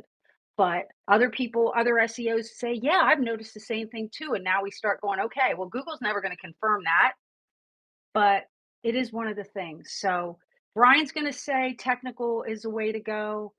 Other people are going to say, well, you got to do these things first. Unfortunately, do what you can do, settle in, and then learn something new next month. Do it all. This is great, man. I'm happy that I'm not the only one saying this because sometimes I feel like I sound like a broken record. I'm like, I don't want to sound like that. I want to sound like I want you to know the real reason why this is so important. Because if you're not doing this today, your competitor is, and you will never know what your competitor is doing until you realize that you're last place, and then it's too late. I mean, it's better to do it now, especially in this fourth quarter, and this is the time you need to really bootstrap because your website, your schema, your sitemap, those are things that are going to matter in the future. I always say the sitemap is the brain of your website. If that brain is not functioning, you're not going to think, it's not going to act, it's not going to produce, it's not going to perform. You have to be at high alert. There has to be that kind of tenacity that will keep you going, especially when you think about your top pages. When you have top pages, it's for a reason. So if you had one top page last quarter, you should have 3 or 5 right now because you're able to use that one to get the semantics. So when you answer more questions, you get more results. And it just helps, long term. And one of the platforms I would definitely say for SEO purposes, just for domain authority, is LinkedIn. LinkedIn is one place you do not want to mess around with because LinkedIn, especially if you have a LinkedIn Insight tag on your business website, that's going to give you so much SEO traffic and referral information. Is going to be so good. There's a time I spoke with our business, we spoke with one of the staff at LinkedIn. And when I spoke with her, because we were managing a client and we are trying to do some advertising, it's a multinational company. And they didn't have an inside tag. So I was like, hey, we need to put this inside tag because one, you're global. You can't not have an inside tag, especially if LinkedIn is your source and you have multiple locations. You gotta have that. When it comes to local citations, Alexa, Siri, and all those things, when it comes to your local SEO too. So when we now applied that and we realized that, okay, adding this on has also pretty much put you at a lighthouse. more people can now find your content. And because LinkedIn insight tags are triggering, just like Meta Pixels with Fire from, Facebook, now you're able to know when people go to your page. So if you have like a LinkedIn newsletter, excuse me, right? If you have a LinkedIn newsletter and you're posting, let's say, an article, and then let's say it's 1250 words, rough take. You put a quarter of that into your LinkedIn and you tell people, hey, to read the whole thing, click here. Now you're taking them to another page that's outside LinkedIn, and that's going to your website, and then you're getting that fire trigger, knowing exactly what kind of audiences are responding, because all you get is second party data on LinkedIn. It will tell you company size, industry, role, maybe company. That's all you get. Second party data. You need to turn that second party data to first party data. That way, you're able to know what LinkedIn newsletters are popping, which ones am I actually connecting with people, what is their actual need, and then it goes back into those things too. So I think it's definitely a big opportunity that a lot of people miss when you don't have an inside tag if you use LinkedIn for professional networking, because that also helps you with your authority, because even your name too is important, right? Because if you have an article on your website and it has your name and you have a LinkedIn connected to it, and LinkedIn is also giving you inside data, then that also increases your, domain authority and also your PR when it comes to you being a topical expert or even a subject matter expert in your niche, because people will look at your LinkedIn before they really connect with you for real. Whether it's C-suite, Fortune 500, it doesn't matter. Corporate enterprise, yeah, they're all gonna definitely have something to say, especially when they check your LinkedIn. Would anyone like to also add into LinkedIn as well? Yeah, I'd love to chime in briefly here. I wanna further what you're saying, and maybe also lay out my 5 favorite free tools to even further where you're going. But Favor, you're talking about LinkedIn Insights as a tag that gets added onto the website, and a lot of that is in our world, a lot of it is B2B. But if you are doing Facebook or Instagram, you can get a free Meta Pixel. A little bit of a work to get that. And if you're doing TikTok, they also have a TikTok pixel. There's a few of these other sites. So if you find yourself trying to get knowledge and any kind of analytics based on user interactions back and forth between Facebook, Instagram, TikTok, or LinkedIn, you want to sprinkle these tags onto your website. A little bit of a technical hurdle to get over. But since you're taking a little bit of a left turn on this, 5 favorite free tools, one of which is Google Analytics. All these things are kind of external measurements, I guess, to a certain extent. So Google Analytics is free. If you're on WordPress and you don't have it, Google has a free plugin called SiteKit that lets you hook it in pretty easily, gets you the big step in. The second thing is the Google Search Console. You want to hook up your website to the Google Search Console. It'll give you other actionable information to what insights into what you're doing. Another thing, one of my other favorite free tools is something called Ahrefs, which is Ahrefs. Another thing, I will give you some really good analytics and give you some insight into keywords that are doing well and not doing well on your pages. Does a really good job of crawling things, and there it is. They'll try to hit you up for a paid version, but you can do a free stuff like that. Another favorite is Bing Webmaster Tools. I know probably a lot. I'm starting to get the eyes rolling with, oh yeah, I don't care about Bing, but they give you a lot of actionable information you don't get off of Google Search Console. And the fifth one is Yandex Webmaster Tools. And I'm probably even getting more eye rolls on that one. Like, number one is, what is Yandex? And number two, once you look it up, why do I need to rank in Russia? Right? I'm not dealing with Eastern European stuff. But Favor will probably tell you that in the analytics and the information that comes off of those that Yandex Webmaster Tools is like gold. So thanks Hey for letting David, me chat a little bit about that. hey, can you put those in the chat if you don't mind? Yeah, it'll give me a little bit of time to type it in, but I'll start slamming them in slowly but surely there. Appreciate it.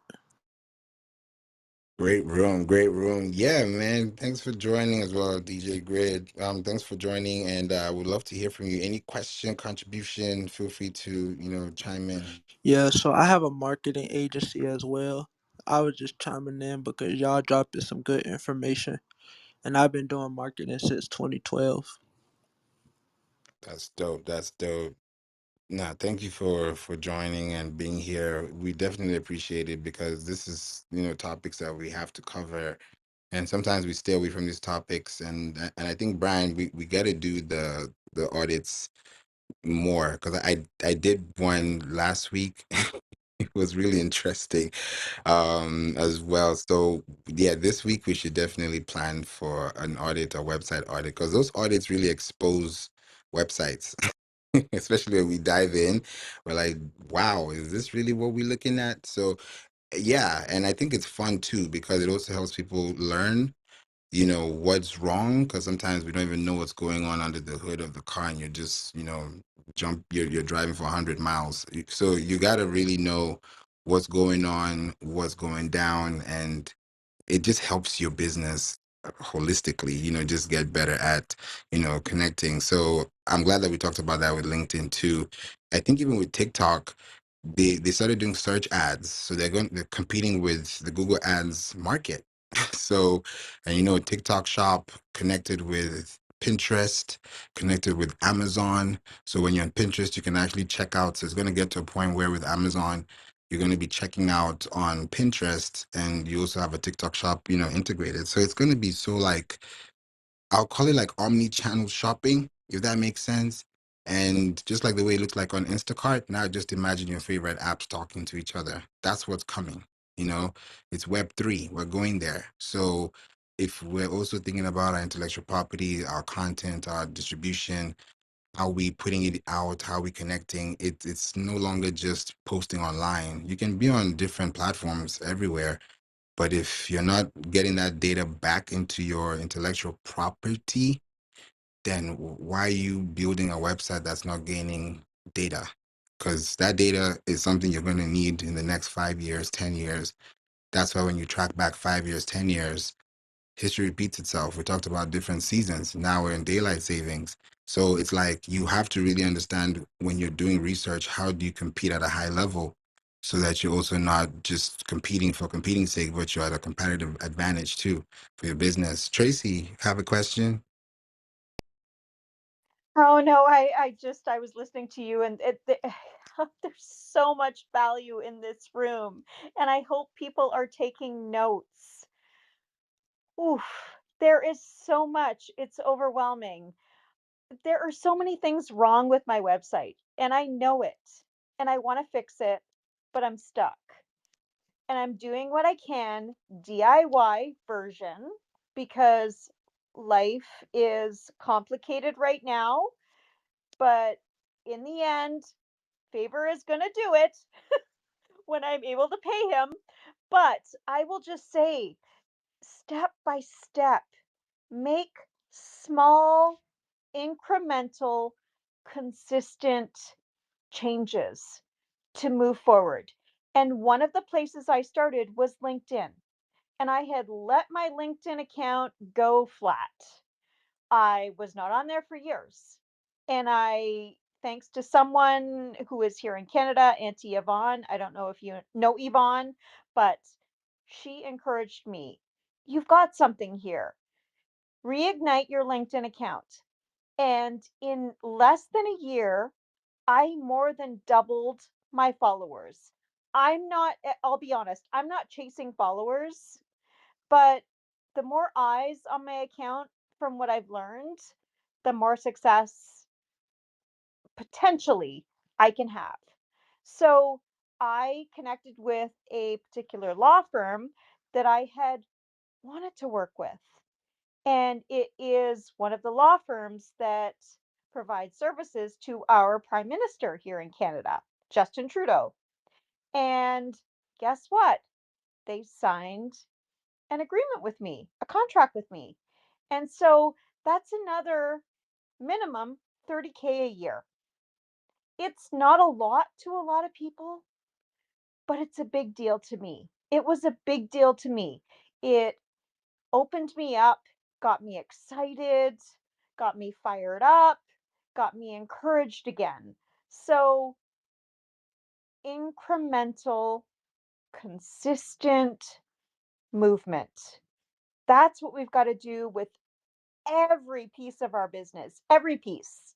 Not just that, but every piece. And I'm growing and I'm learning and I'm moving forward. So I hope that's helpful to someone because I was so freaking lost and I Damn. feel empowered again. So Tracy is fired up. Favor. So yeah, boom, she's fired up, baby. So we did last time we did that audit. Favor. Remember we had the room and we went through websites and people came up on stage and we kind of looked through their website. Remember the wedding florist Mm-hmm. where we gave her the advice on geotagging her images. Well, she contacted me on LinkedIn. I don't know if she got a hold of you yet, but she geotagged her images. Now, she's a florist and she had beautiful arrangements on her website, right? She geotagged them and she wasn't really like reaching her customers in like the 2 to 5 mile radius. If, when somebody does a search, I'm not going to get too much into it, but geotagging her photos is what she did. And she got this huge client that had this huge order for her wedding flowers 18 miles away because she geotagged their images. So the advice in this room is absolutely amazing. And if you do come in here, take a notepad. I even take a notepad because I'm constantly learning. And this room is absolutely amazing. There's some great people in here to offer some great advice. And Tracy, so glad that you're fired up. And hopefully we could see you here off. Have we done an audit on Tracy's website, Favor? Have you done that yet? Not yet. Hey, can I ask a question? What's the process to get a website audit? The price? Who do I contact? No, I said who do I contact? What's the Oh, process? process. Okay. Well, we do it here in the marketing club. Please join the marketing club at the top. Hit the join button at the top of marketing club. And we actually started this, I would say unofficially, Brian, probably 2 weeks ago or so. So on Fridays, we call it what, Flash Audit Fridays, website audit Fridays too.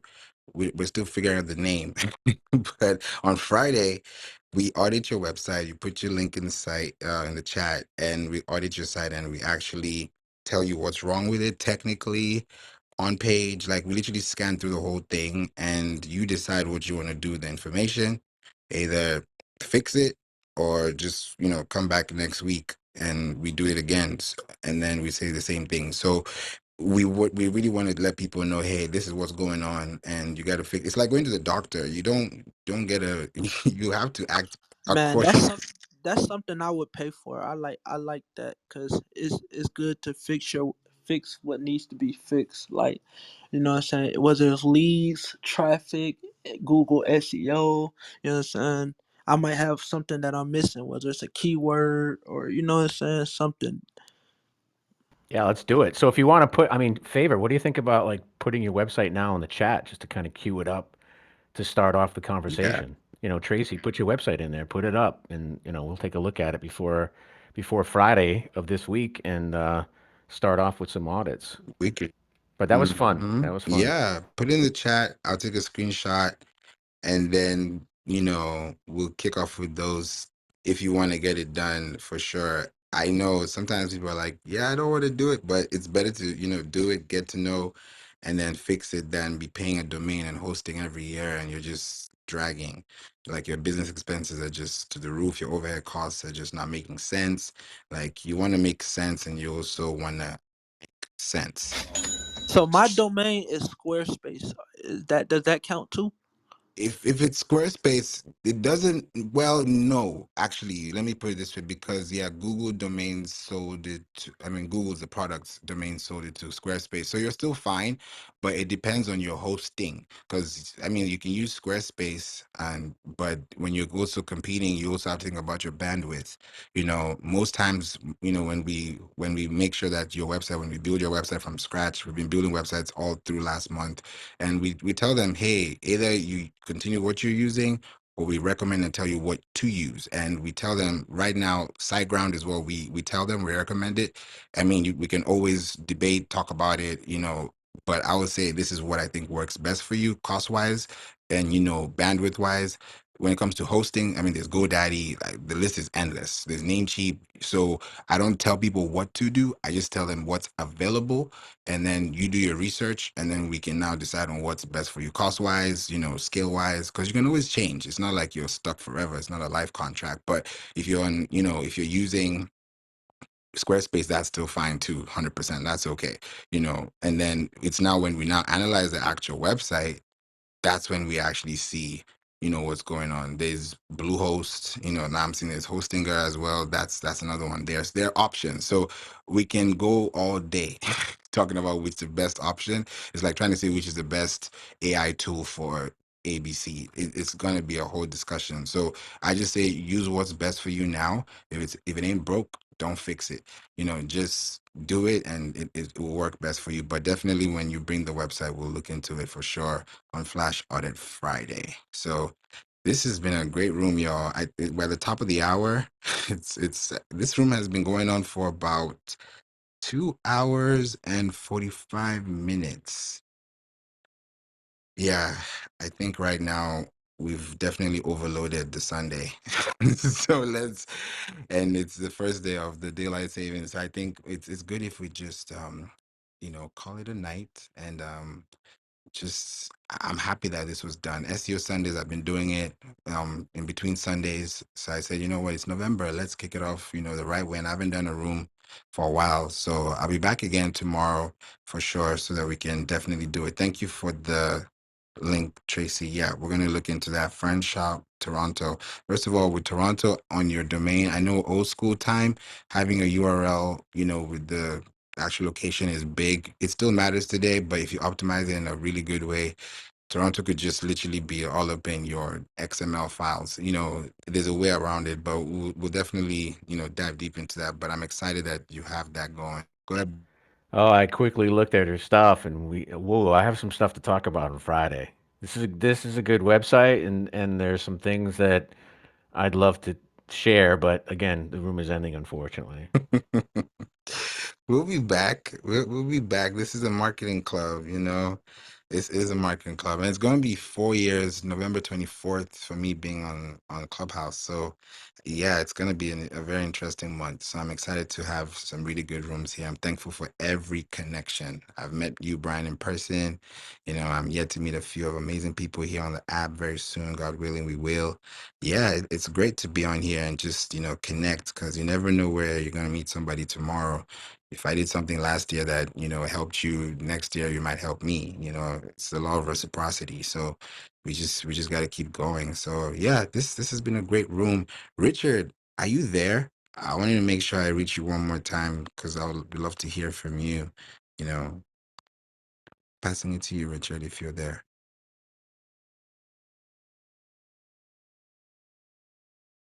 Maybe he's not there, but Richard is amazing, guys. Please follow Richard, and let's stay in touch. So this has been great. I'm glad we've been able to have this room and have this discussion. I hope you guys learned something. I hope this wasn't a waste of your time. And I hope you are going to take action on top of the notes you've taken, because those notes are going to turn into an encyclopedia very soon. If you don't take action on them, we got to start clearing out the backlog. We gotta get it going so that everybody can see the results and the fruits of our labor, so that we can all enjoy and share. There's room for everybody at the top. There's room. There's a lot of room. You just got to know what room you want to be in, and then that way you can now shine in the room you're showing up for. So thank you, Liverpool. Thank you, Tracy, Brian, David, Renee, Omar, Richard, Justice, Talibanyo, Kevin has been here the whole time. Thanks for being here. Xiomara as well. Shari, me, Mark, Shay, M, Soma, and James. James, thanks for joining. Give you a follow. Thanks for joining the club. Please make sure you click the top link. If you want to also listen to the podcast, feel free to do so. And that's going to give you access to all the information. If you also want to learn about the podcast, please listen to the podcast. It's called We Don't Play. It's available everywhere. Today we hit 120 countries officially. So the We Don't Play podcast show now is available in 120 countries. Like it's growing, and so it's beautiful to see. And I think there's a lot of things you can learn from there. We have a lot of featured guests where we have this month. So we're getting to 500 episodes by the end of the year. We're at 400 and probably 30, but we have over 200 episodes that are still yet to be released. So it's just like we're there. We just gotta push it out as well. Thank you, James. Appreciate you so much. Yeah, it's tenacity, it's consistency, it's you gotta keep going. You never know when that opportunity comes to connect with someone that you've been trying to work with for a long time, and then it finally happens. Like the head of marketing at Flowdesk reached out to me. I didn't expect that, so things like that are happening. Thank God for LinkedIn. So it's like when you really put yourself out there and really connect to the right people connect back with you. And then before you know it, things are happening and you're like, how did this happen? Just because you spoke or you posted or you said something or you just added value to the society, that just gives you, I can say a Nobel Peace Prize, for an award that you deserve because you took time to care for the people you are speaking to. So that's really why we wanted to talk about toast, and now it's Yoast. So whether it's roast or ghost, I don't know, but we definitely covered SEO today. So thanks for joining the room. Thanks for being here. Appreciate you, each and every one of you. God bless you. Have a wonderful evening. And I see as well Zizi out there. Thanks for tapping in. Thank you. Appreciate you for sharing this time with us as well. Till we meet again, we're going to see you tomorrow. Have a good night. Take care, everyone. Bye for now. You're free to roam the cabin.